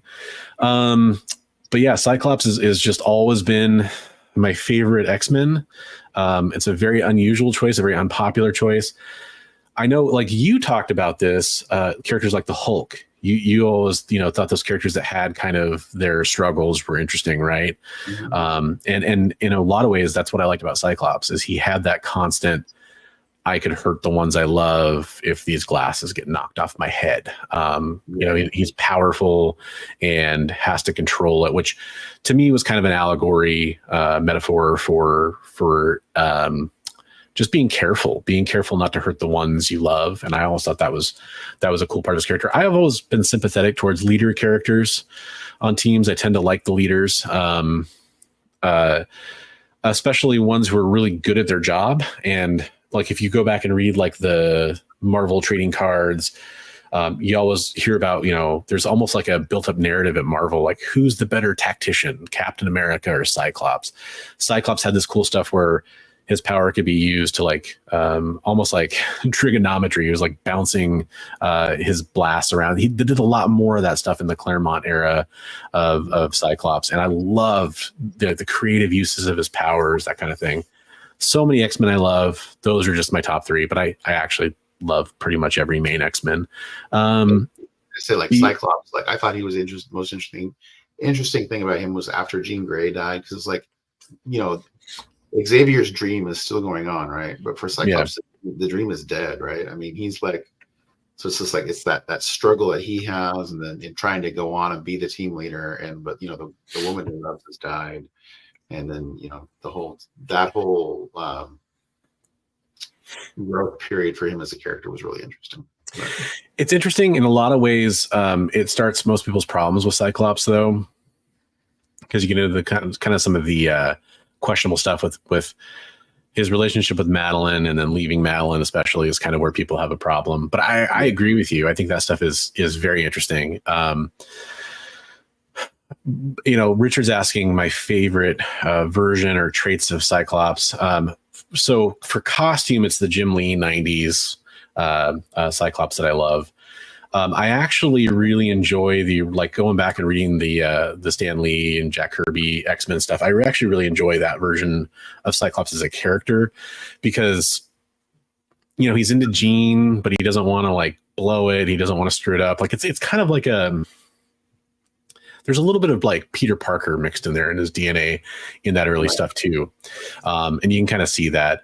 And then, you know, there's clearly pressure from Professor X for all the students to be perfect, to be the best. It's really kind of weird going back and reading that like in 2024 at this point. And I love how that plays out. In Cyclops, there's a lot of thought bubbles where he's like, I can't screw this up. I have to do good for the professor, that kind of thing. And that's interesting for me, because I felt that kind of pressure when I was in school. So I think that kind of related for me a lot. Modern Cyclops is a weird thing, because there's been this thing where they've wanted to turn him into a anti-hero or like a fallen hero, kind of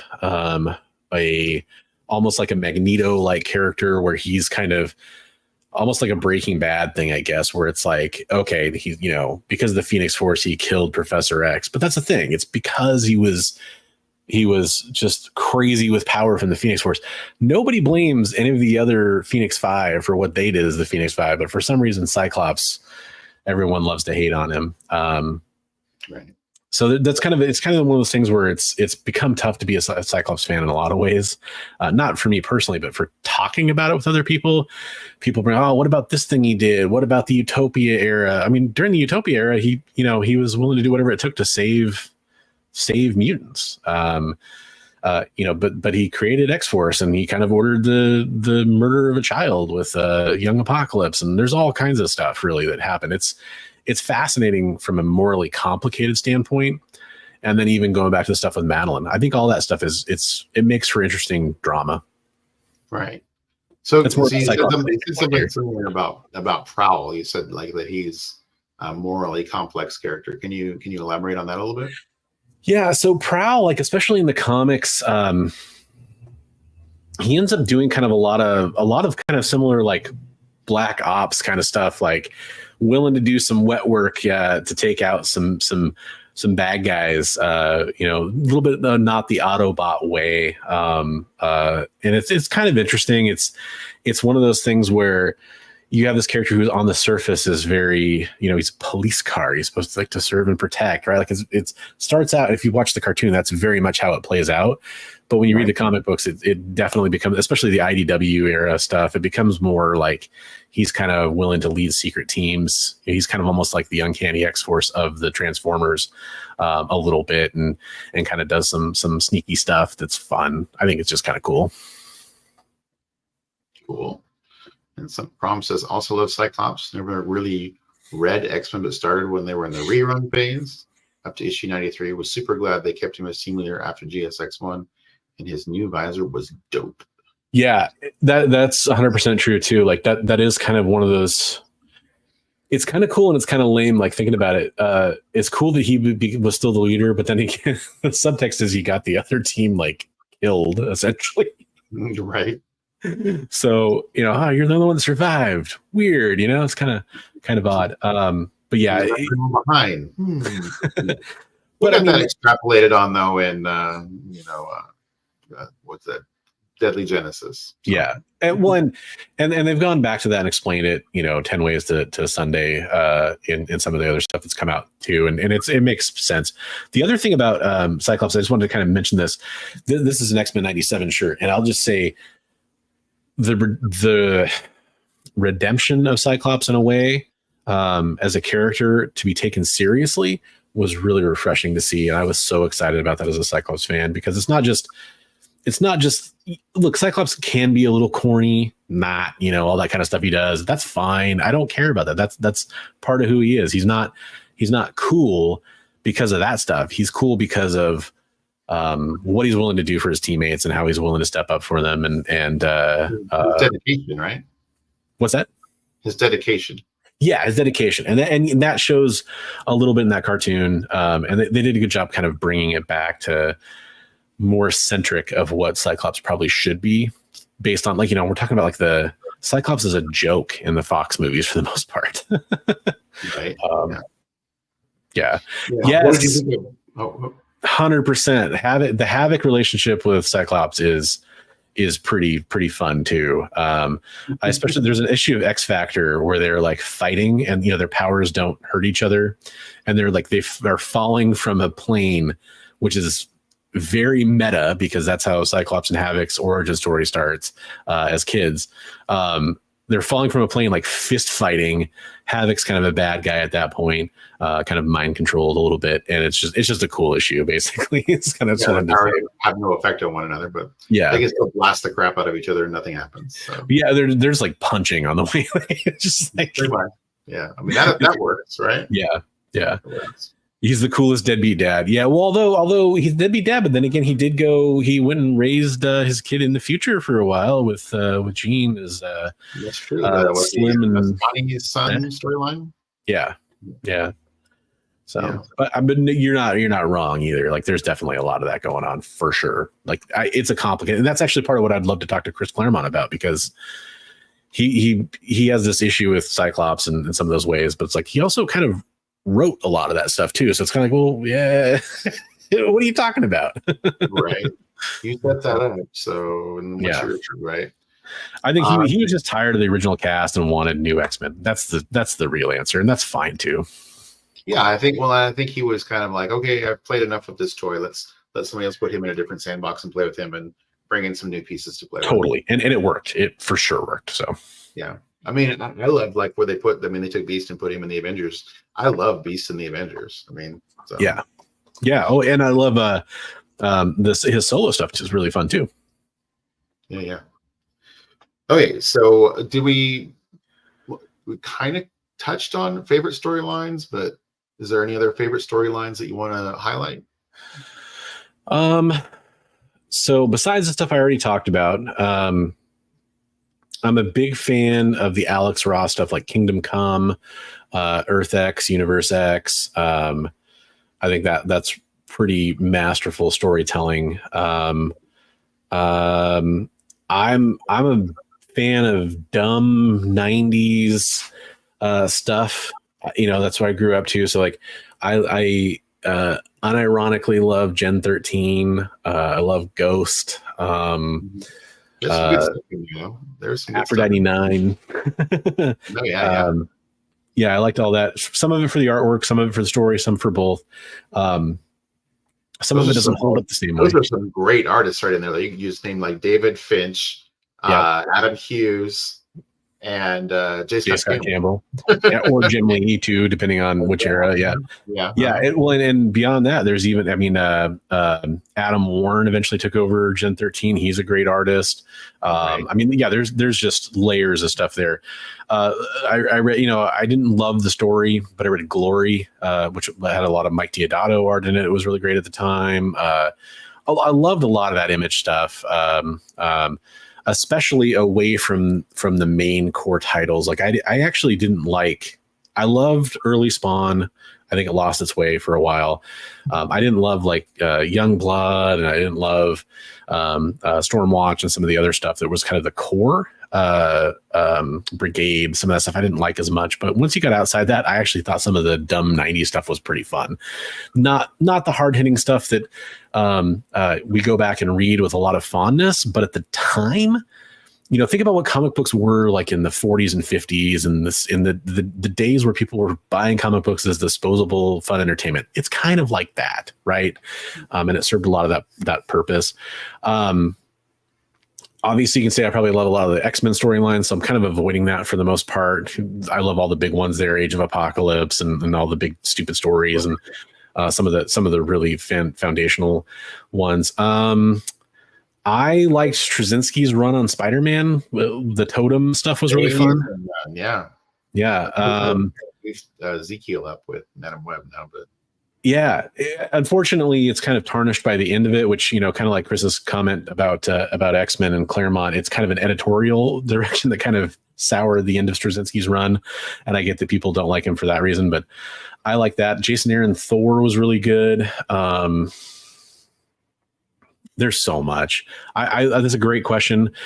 I think at some point we should do an episode on great storylines and kind of like takes, you know, because it's so hard to think of them in the moment. But it's like great storylines, and we'll talk about that. Yeah, coming up sometime. Yeah, we'll also have an episode that's just tales from the job. Yep. There you go. But okay, so talking about storylines, is there to go with that creative teams that are your top? Let's say, what's your top 5 creative teams? I mean, Claremont Byrne, number 1. And that's in no way to dishonor class. So I will tell you, sacrilege for a lot of comic book fans, and I totally understand it. But to answer a question like that, I tend to go for my contemporary, what I was reading at the time, very much that. Right. So the answer should be like Stan Lee and Jack Kirby. It should be things like that. Unfortunately, it's not. Like, I wish I could say it, but I read all that stuff years after through a different lens, and I very much love and appreciate it for what it was. Like I was talking about, you know, Professor X putting all the pressure on all the X students and all that kind of stuff. I love that, but it's very historical to me more than it is like something I can really read and access. It has a different meaning, right? Yeah. I mentioned Frank Miller, and I'll just say like, you know, like the Wolverine limited series, Miller and Claremont comes to mind as being pretty good. They didn't do a whole lot together, but that's pretty awesome to me. It's a good question. I mean, you don't have to say top 5. You can stick with top 3 or whatever. But I'd say the Michelini, Bagley, and then Larson run on Spider-Man's pretty foundational, pretty good stuff for me. That's a good one. I tend to not really follow creative teams as much as individual creators. I think is probably part of the problem. Like, there are certain artists that I just will pick up anything they draw, and there's certain writers I'll pick up anything they write. They rarely have multiple times where they come back together that I can think of.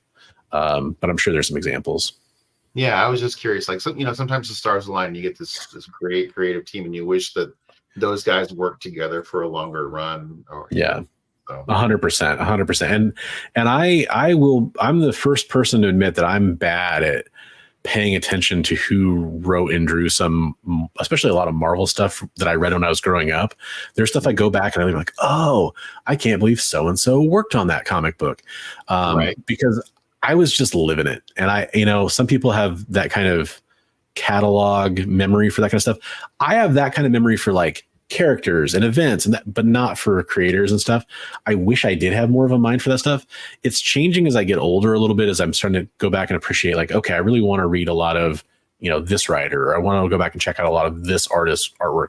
And then I kind of go through like I do this a lot, like Marvel Unlimited. I'll go through all the stuff that they did and kind of like pictures like, oh, I forgot they wrote or drew that or whatever. And I'll go look at that. That's kind of more what I do. Yeah.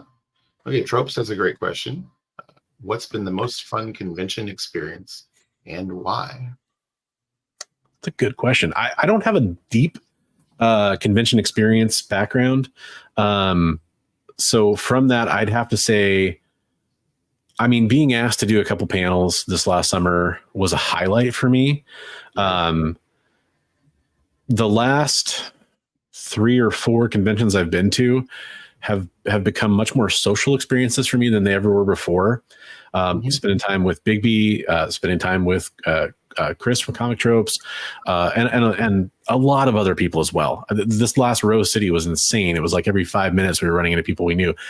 Maybe as time goes on for me more, as I make more connections, more conventions will just be like that. But that's not how conventions were for me for most of my time going to conventions. It was almost like a solo experience, right? Like it was me going and then interacting with creators or celebrities in some cases or whatever, and vendors and just having that experience. Having that social experience has changed my convention experience completely for the better. So yeah, totally. It's not about like looking for the books or just, you can have a bad show if you don't find things you're looking for or have a good experience with an artist, but having those social experiences and being able to hang out with people that you care about, make it a blast. One of the best conventions I went to was not this last Rose City, but the one before that. I didn't buy any books. I just hung out with you guys and had a great time. Yeah. So well, and I guess I'll throw one other story on there too that is kind of like maybe more traditional. I've talked about this a little bit before, but the like two summer cons ago, Larry Hama was there, and Comics with Bueller, Travis. I met up with him there briefly. He's like, "Oh, yeah, I'm getting ready to go over to this panel with Larry Hama and Tim Seeley, and like I'm coming to get them." And I was kind of milling around, waiting to go talk to them. And I saw they were going to a panel, and he's like, "Oh, you want to walk with us?" And I was like, "Yeah, sure." So I'm just walking along with Larry Hama and Tim Seeley and Travis, and just talking, and it's that very true story where it's like none of it was about comic books. I wasn't hearing like tidbits about G.I. Joe on that walk. It was about, things at the con and just like, hearing people that you've read their work for a long time, talk about just everyday life stuff. And that was actually more fun than any question about the Joes or whatever that I got to hear, answer, or got to ask, or anything like that. That was just a cool experience too. So, I don't know where we are time wise. Do we need to take a break? We should probably take our last one real fast and then come back and finish up probably. So we're going to be back in a couple minutes. Last break. We'll be right back. Some comic live streams seem like they're just throwing everything at the wall. Hey, you want this unknown comic? Here, how about this boring one? Found this one in a rain gutter. Give me some money for it. I know this looks like a rotting sandwich, but I swear it's a comic. Pay me! But with Comic Collectibles, we know you don't just want comics, you want the right comics. You want rare, variant, and incentive covers, vintage books in pristine condition at prices you won't find anywhere else, and truly unique, hand-drawn cover sketches by some of the most amazing artists in the business. Join Rex and his rotating cast of co-hosts live from Dynamite Entertainment headquarters for a carefully curated roster of comics that you'll only find here at Comic Collectibles. Every Monday at 6 and Wednesday at 7 Eastern Time. Part of the experience. Did you know that Arthur, King of the Britons, in Monty Python and the Holy Grail was played by a famous Graham? Check out another famous Graham by following our Instagram.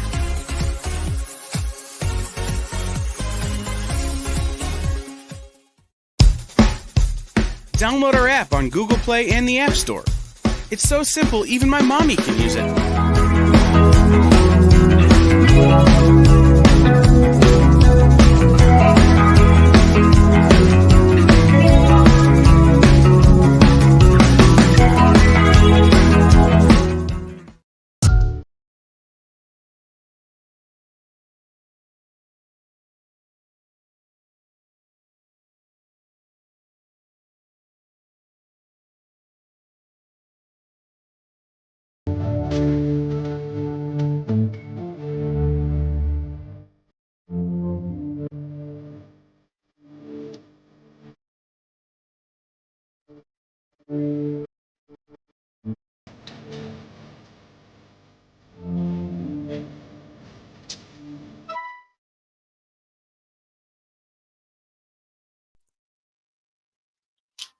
Hey, welcome back.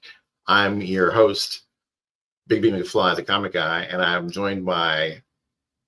Is it Bigfoot or is it Bronze Age Nerd? Hey, I'm Christopher, aka the Bronze Age Nerd. Welcome back to the show. Sorry, I wanted to make sure Big B got the chance to lead on that since he's interviewing me. I know I was supposed to, but hey, you know. That was the fun for me, as I didn't tell you that you should. But I did want to say real fast, as we're coming back from that last commercial break, those were some advertisements from our from the EXP, which we're also streaming on the EXP channel over there. Highly recommend going and giving them a subscription with your free YouTube dollars. Go do that because you're going to get some great content in exchange for that. At the same time, I'm interviewing, being interviewed by him, but hey, go check out Big Me the McFly, the comic book guy's channel as well. That link is also in the description. I would really appreciate it. 20 away. There you go. 20 away from 15, right? From 16. 16. Oh, my bad. I short sold you. It's all right. It's all right. Yeah, no, and yeah, definitely subscribe up to the EXP. Yeah, 100%. All right. So we got a few minutes left in the show to talk about this boring guy over here. So, and I don't have any community art, by the way, this week queued up and ready to go.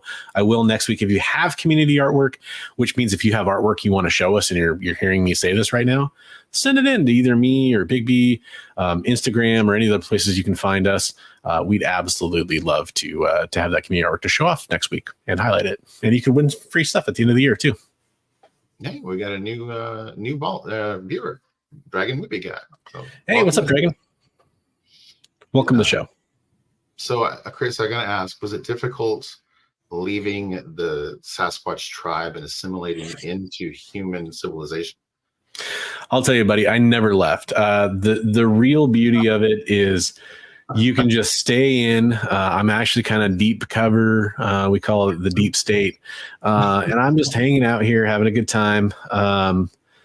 Since I am one of the shorter Sasquatch, it's really easy for me to integrate into your society and just have a good time over here and really check it out and enjoy it. It's really chill.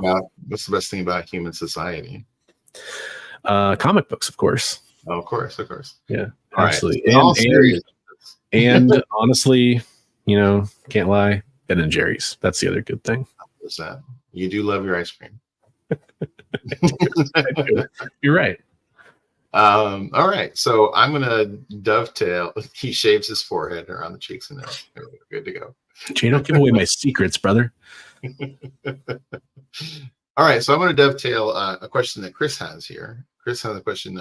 Ever draw a comic strip or a comic as a kid or an adult? And then I want to dovetail that into, do you have any aspirations as far as comics go? Would you like to be a part of the creator community at some point, or is there some things that you would like to do?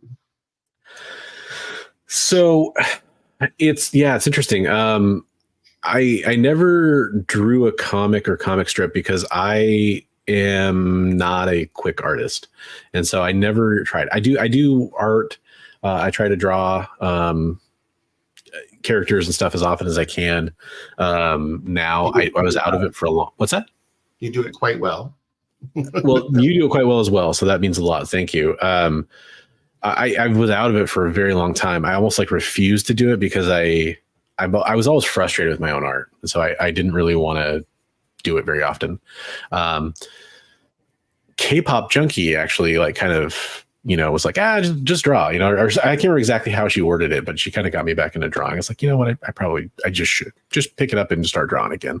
Yeah. And the problem is I want to draw better. I'm always a perfectionist with anything I do. Practice. I know. That's the thing. I understand that. It's one of those things where it's like, I kind of draw something, I hate it.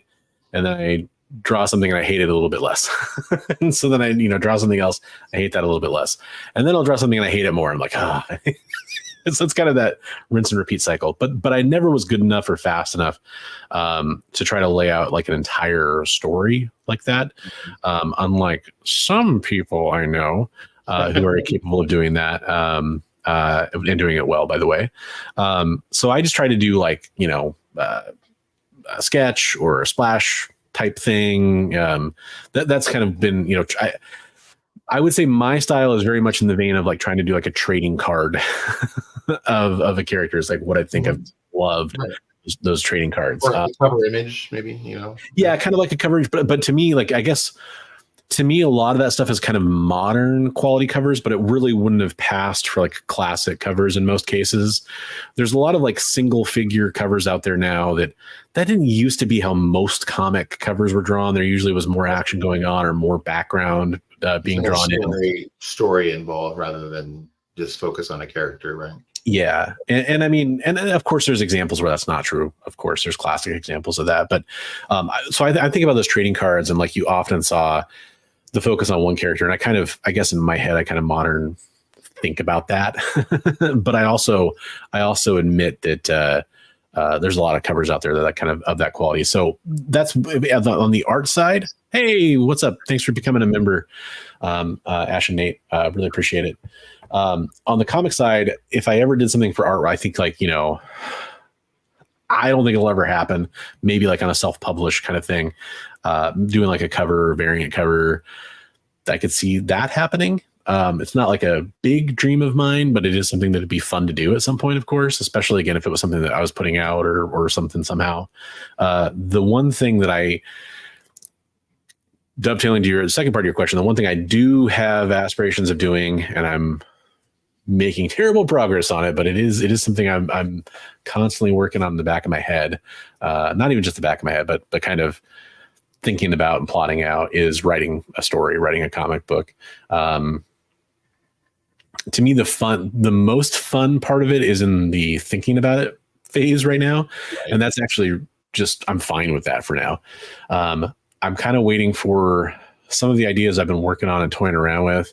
I'm waiting for one of them to be gripping enough that I'm like, all right, this is the one that I'm actually going to fully script out. I did a lot of that when I was younger. I haven't gone back to doing that, but it is something I do plan on doing at some point, even if it's just, you know, just for me. That's fine. That's totally fine. But yeah, it'd be really fun to do that. I actually really enjoyed, for those that don't know, Comic Tropes did a panel about working in comic books and not being the artist or the writer. He did it with several other folks that are in the comic book industry in various ways at various levels.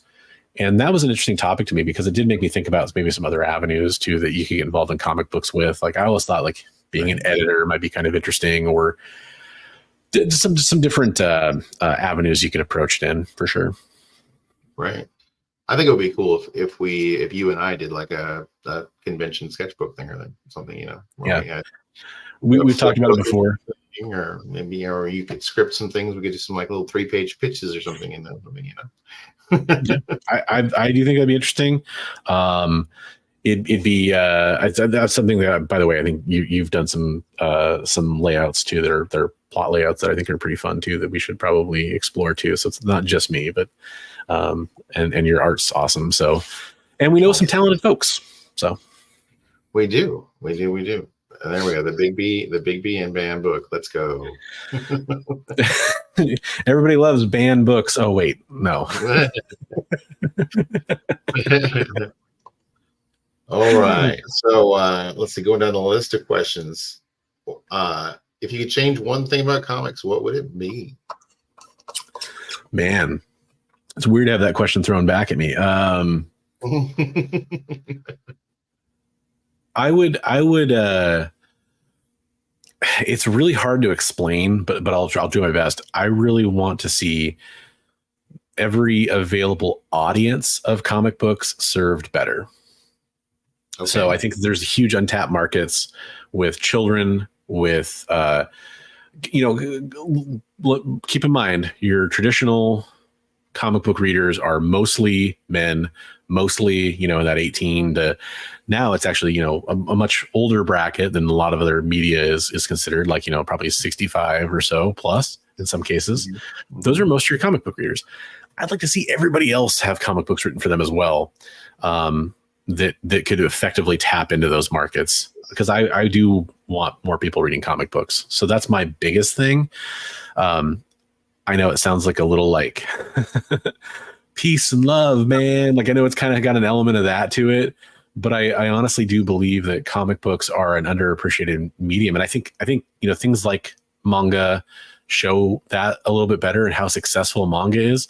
I think that comic books have a place with a lot of readers that are into a lot of other things.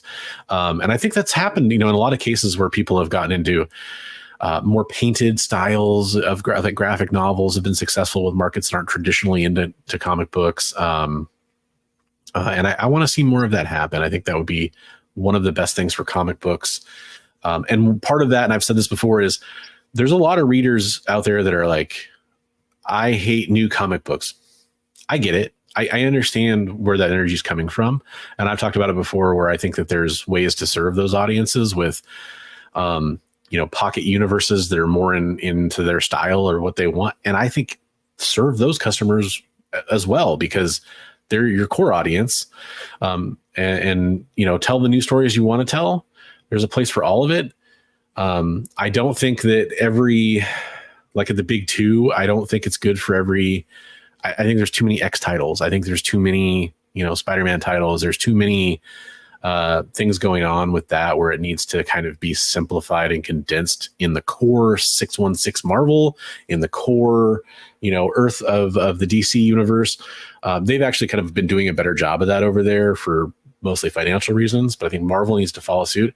And then for your other titles, do different versions of Spider-Man, or different universes, or different times in comic books that people want to go back to. Like, it'd be cool if there was Silver Age style Spider-Man comics being put out, or some new Silver Age style hero that's playing around in those universes with those Silver Age characters. I think that'd be fun. Same thing for the Bronze Age, same thing for the Copper Age. Especially hit them in, dovetail them in between stories where it made sense. Like, I always wondered how that happened. Oh, it was this guy that did that. And X-Men Legends was a short-lived kind of experiment that did that for a while, where they kind of told some interstitial stories, kind of some stuff that was kind of before and after key moments that you probably saw in comic books. And you could do that, and you can also just do completely like almost like with Ultimate, like here's this new universe, but it's very much in the vein of like what that universe was, and you can kind of restart that. I think that's like printing money right there. But not just that. I think it's also a way to introduce new types of comic books that people can enjoy that were never into comic books in the first place. I had that experience where I got into things because of G.I. Joe, or I got into things because of the X-Men the animated series. Batman the animated series was also like that too for Batman for me. Although there's a lot of other Batman stuff too to draw on, but that was what, like, the dark grittiness of Batman really kind of like came home for me.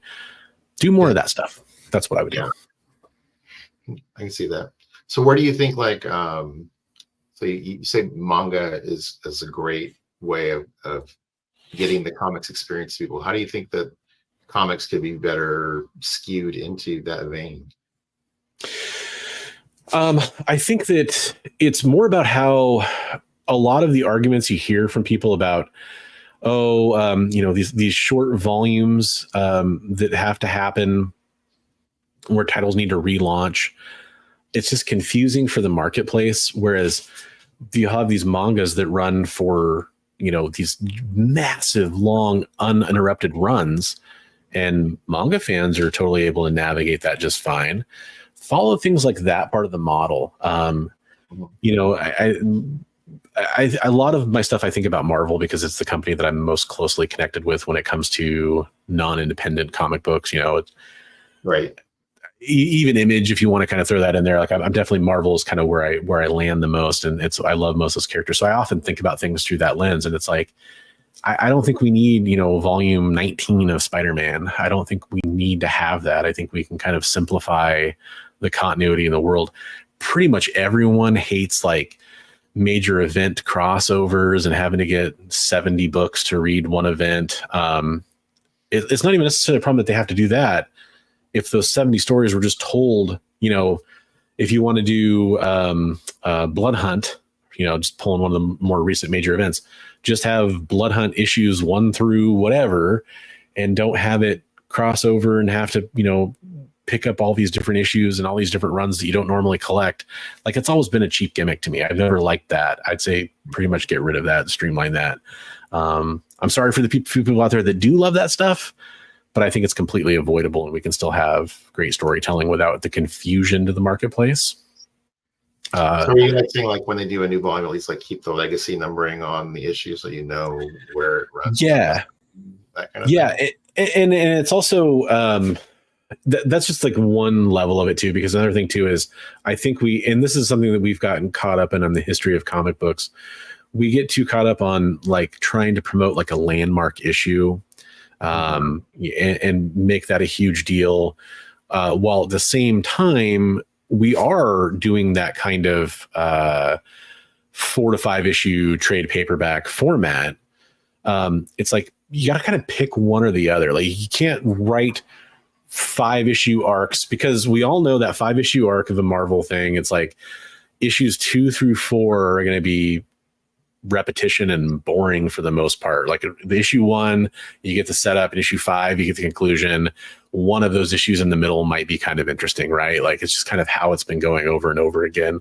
And I think you can kind of get rid of some of that type of storytelling and make it so that, yeah, you're breaking it up, and sure, it might be going 4 or 5 issue trades, but it doesn't necessarily mean the story has to have an arc that's exclusive to that 4 or 5 issues. And we don't, that way you can still have your like, oh, this big bad's coming and he's going to be this big new villain, and you can kind of promote it that way. That's fine. So what? It doesn't matter. But if you're going to be moving to like that sort of system anyway, and we have been for years, may as well embrace it. Yeah. No, I get that. Now, like you're saying, like it could be a 5 issue arc, and it could be part 1 of the 20 issue story, right? Or whatever. Yeah. So 4 trades that make up the whole story arc or whatever. That could be totally a thing. I get that. And I don't pretend to like sit here and have like the answers all worked out, or this is like the plan that will save comic books or anything like that. I feel like sometimes the comic book industry overthinks it, and the answer is much more simple and just kind of right in front of them. And it's just like, think about when people love Spider-Man the most. Think about when people loved Batman the most. Think about when people loved X-Men the most. It was pretty much when they could follow one title and they could just follow along the story. And the story was great. And we focused on the story. We focused on the characters. We introduced new artists and great. We also gave writers enough time to tell their story, and we didn't have them overstay their welcome in most cases. Well, we had maybe stronger editorial control. I feel like it might be kind of part of it. I'm a little disconnected with a lot of the greater Marvel Universe stuff too right now, I'll be honest, because I've just been focusing down on X-Men and the event books as they come up, because I do enjoy reading the events. I just want, like, I'm able to read them on Marvel Unlimited because there's a reading guide. I click on it, I click Blood Hunt, and I'm just reading the next issue, and that's fine. I had to wait 6 months after the books were out to start reading them, but whatever, I'm able to do it. But for people going in and ordering their comic books and on FOC and trying to figure it all out, and all of a sudden 1 month they have $1,000 in comics coming in, it's like, oh my gosh, it's ridiculous. Right. So that's my point, I guess. So what is your favorite thing about comics? Well, I'm going to break this up. I'm going to say, what is your favorite thing about comics in general, comics in the past, and comics currently? So the greatest thing to me about comic books is that it's an ideal form of escape. And I think that's what I'm always somebody who's loved science fiction. I've loved getting lost in another world. It's like my comfort food. And I absolutely enjoy living in imagination land. Comic books are a amazing way to do that, where big budget TV shows weren't possible. You couldn't have all these characters doing all these things, and you could read that in a book, and that books are great. And I love novels, and that's fine, but you couldn't show much of what's going on. So comic books are kind of that perfect compromise between novels and, big budget movies, where you can tell these fun stories. You can get lost in them. There's a lot of science fiction elements, which always appeals to me.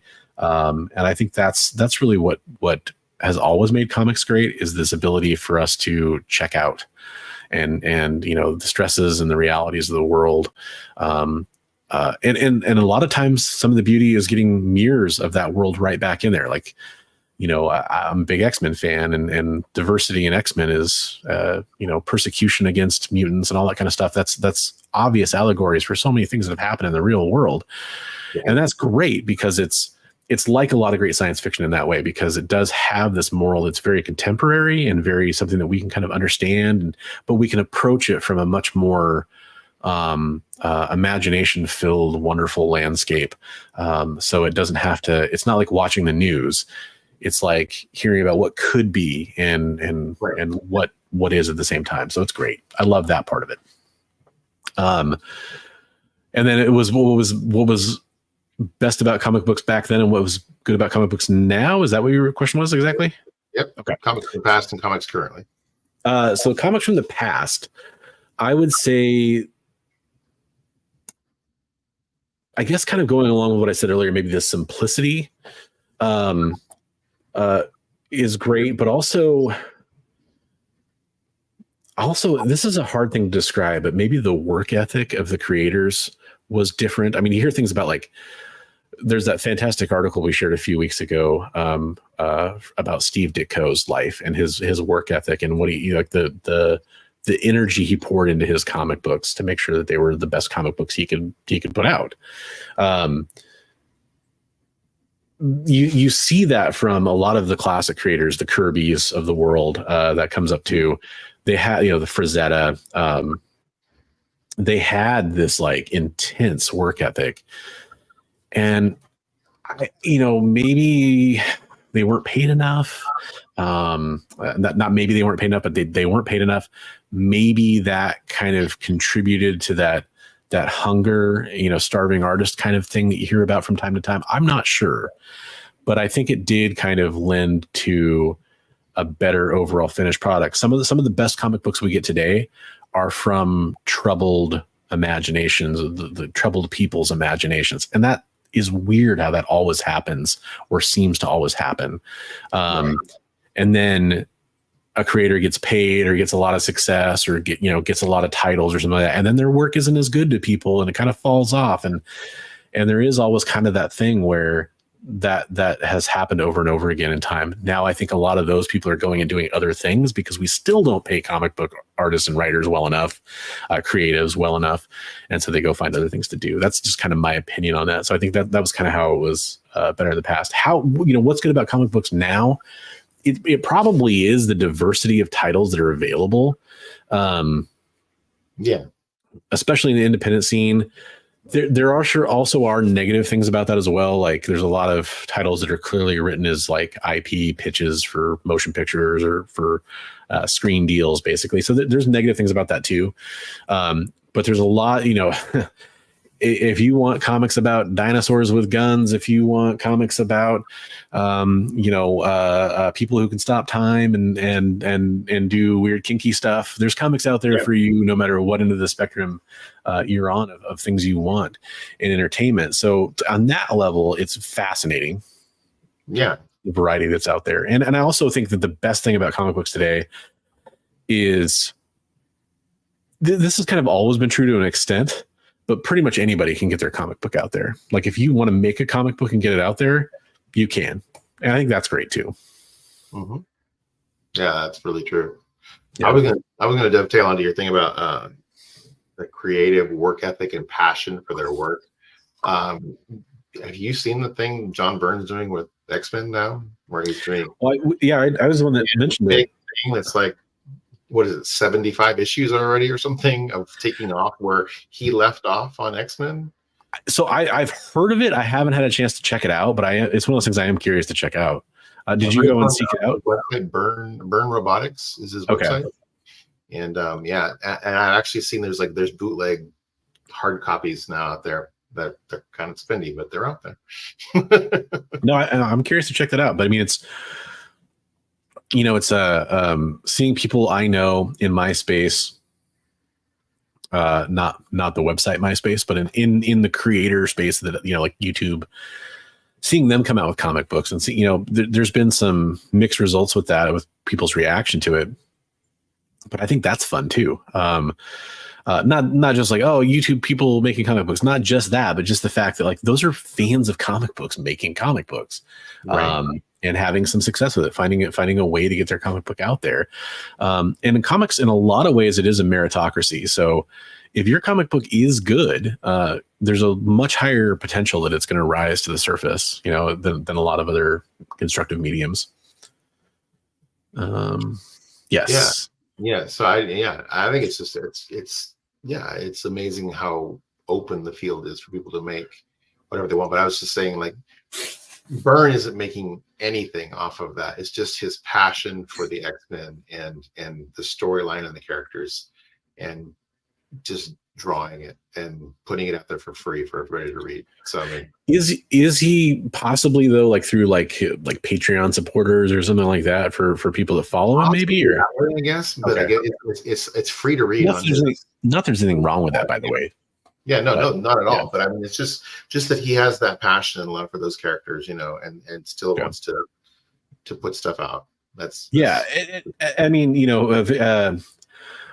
kind of a complicated guy looking back on him and his history with comic books, but he is fascinating and no doubt talented. So I'm curious to check it out just to see what it's like. I want to read it. I hear it's good. And then all he does is pencil it. But there's actually fans going in and inking it and coloring it and everything. So.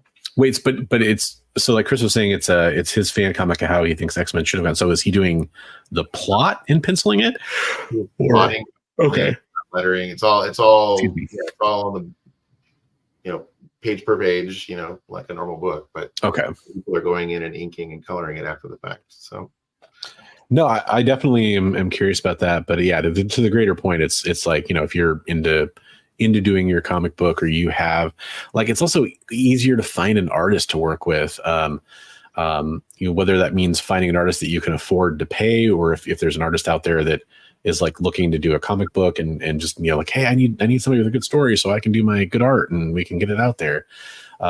You see that kind of happening and the potential of it happening out there. And that's to me just a great thing. There are probably also a lot of horror stories. In fact, I know of one I can think off the top of my head where, the wrong people meet up and do that, and then it ends up being a bad situation. But it's kind of like starting a band and a garage band kind of thing. It's like, we went through like 7 drummers before we found the right one.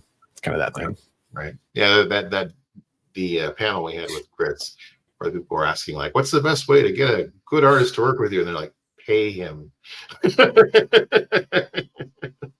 Yeah, exactly. It's one of those things where it's like, I think the advice of find somebody who's at the same level you are, that's looking to do it, is probably because then, if you end up publishing, you guys can maybe share the cost, or figure out like, I'll pay for 75% of it, but I'll get 75% of the whatever we make from it too, or however they figure it out. But I think that's maybe a good approach for a lot of people. At least I like to think it's possible. All right. Well, I would like to thank you for answering my many questions and the questions of our group. I was happy to have them asked to me. Thanks for taking the time to do that, and thanks for people for suffering through my answers. But were wonderful, and I had a lot of other questions I'd like to ask you, but they'll go for another episode. Yeah, it's funny. There's a few things that I never got to in your interview too, that I think that might spin out into their own topics where we can kind of. I know I'm mostly asking it for your take on it, but at the same time, like, we could probably have a fun conversation based around those things. So I think it's a good forum and a good format. So. Yeah. But thanks for watching. Yeah, I did want to say, speaking of things coming up, we are in spooky season. We're not sure exactly how this is going to work out, but you can catch us every Monday night here at 8 p.m. Pacific. I know it's much later on the East Coast, but hey, that's just how we roll. So we get smaller audiences, but we love everybody that comes and watches these on the rewinds or is watching live. We are going to do some stuff with scary comic books coming up too. So we're going to do like our favorite like Halloween or horror themed covers. That's going to be an episode we have coming up too. And then we had another idea about Halloween. Was it favorite Halloween related stories or favorite horror comics? What was it? It was Halloween covers, horror stories. I think we were also going to ask like our personal Halloween horror stories, their favorite Halloween stories. So yeah. So we're going to be talking about some things like that coming up for spooky season. If you have any suggestions, let us know in the comments. If you have anything that you want us to cover. Your experience. Yeah. Paranormal stories like we were sharing with Frank Cho. Yeah. We can definitely talk about that too. So that'll be fun. And then next Monday, if all goes well, we should probably be recapping the Frankenstein comic swap too. So that might be pretty fun. Hopefully there'll be some cool stuff. Yeah. Very seasonal with the Frankenstein. Exactly. All right. Well, thanks for checking it out, everybody. See, Chris, you're asking the right question here. We'll definitely tackle some things like that. It's a great question. We need to share out the channel reminders again one more time. We can do it. Yeah. So we got Big B McFly, the comic book guy. You can go watch his YouTube channel by following the link in the description below. You could also go watch the EXP YouTube channel, or on Twitch, or on X, or Facebook, or a lot of other places they stream, Instagram. However, their YouTube link is in the description down below. If you want to watch my stuff, the link is in the description below for that as well. You're more than welcome to check that out. I really want you guys to go subscribe to Big B and the EXP and start checking out some of their content, though, because I think you're going to be really happy with if you like anything that you heard here, you're going to like what you're going to see on those channels as well. So. For sure. If you're not subscribed to this guy, you need to. Yeah, I will say I did do a couple interviews this week that dropped. Brandon Montclair I mentioned earlier. I also had a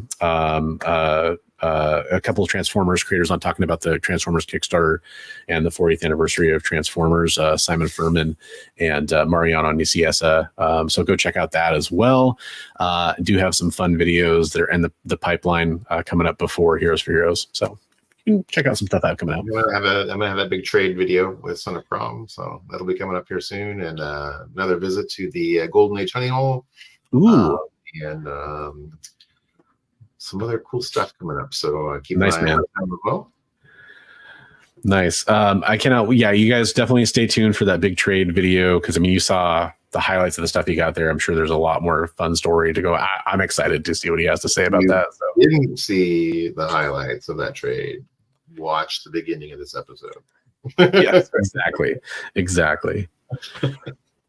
All right, folks. Well, until next time, I just want to remind you, as always, read comics every day. I believe Big B has a reminder for you as well. Share your love of comics with everyone you meet. You never know where it may lead you. Might lead you here, talking to your new friend about comic books on YouTube, right? That's right. All right, everyone. Have a great night, and we will see you on the next one. Later.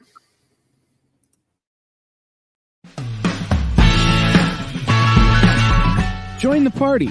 Head over to our link tree to find all the links for everywhere the experience is all the time.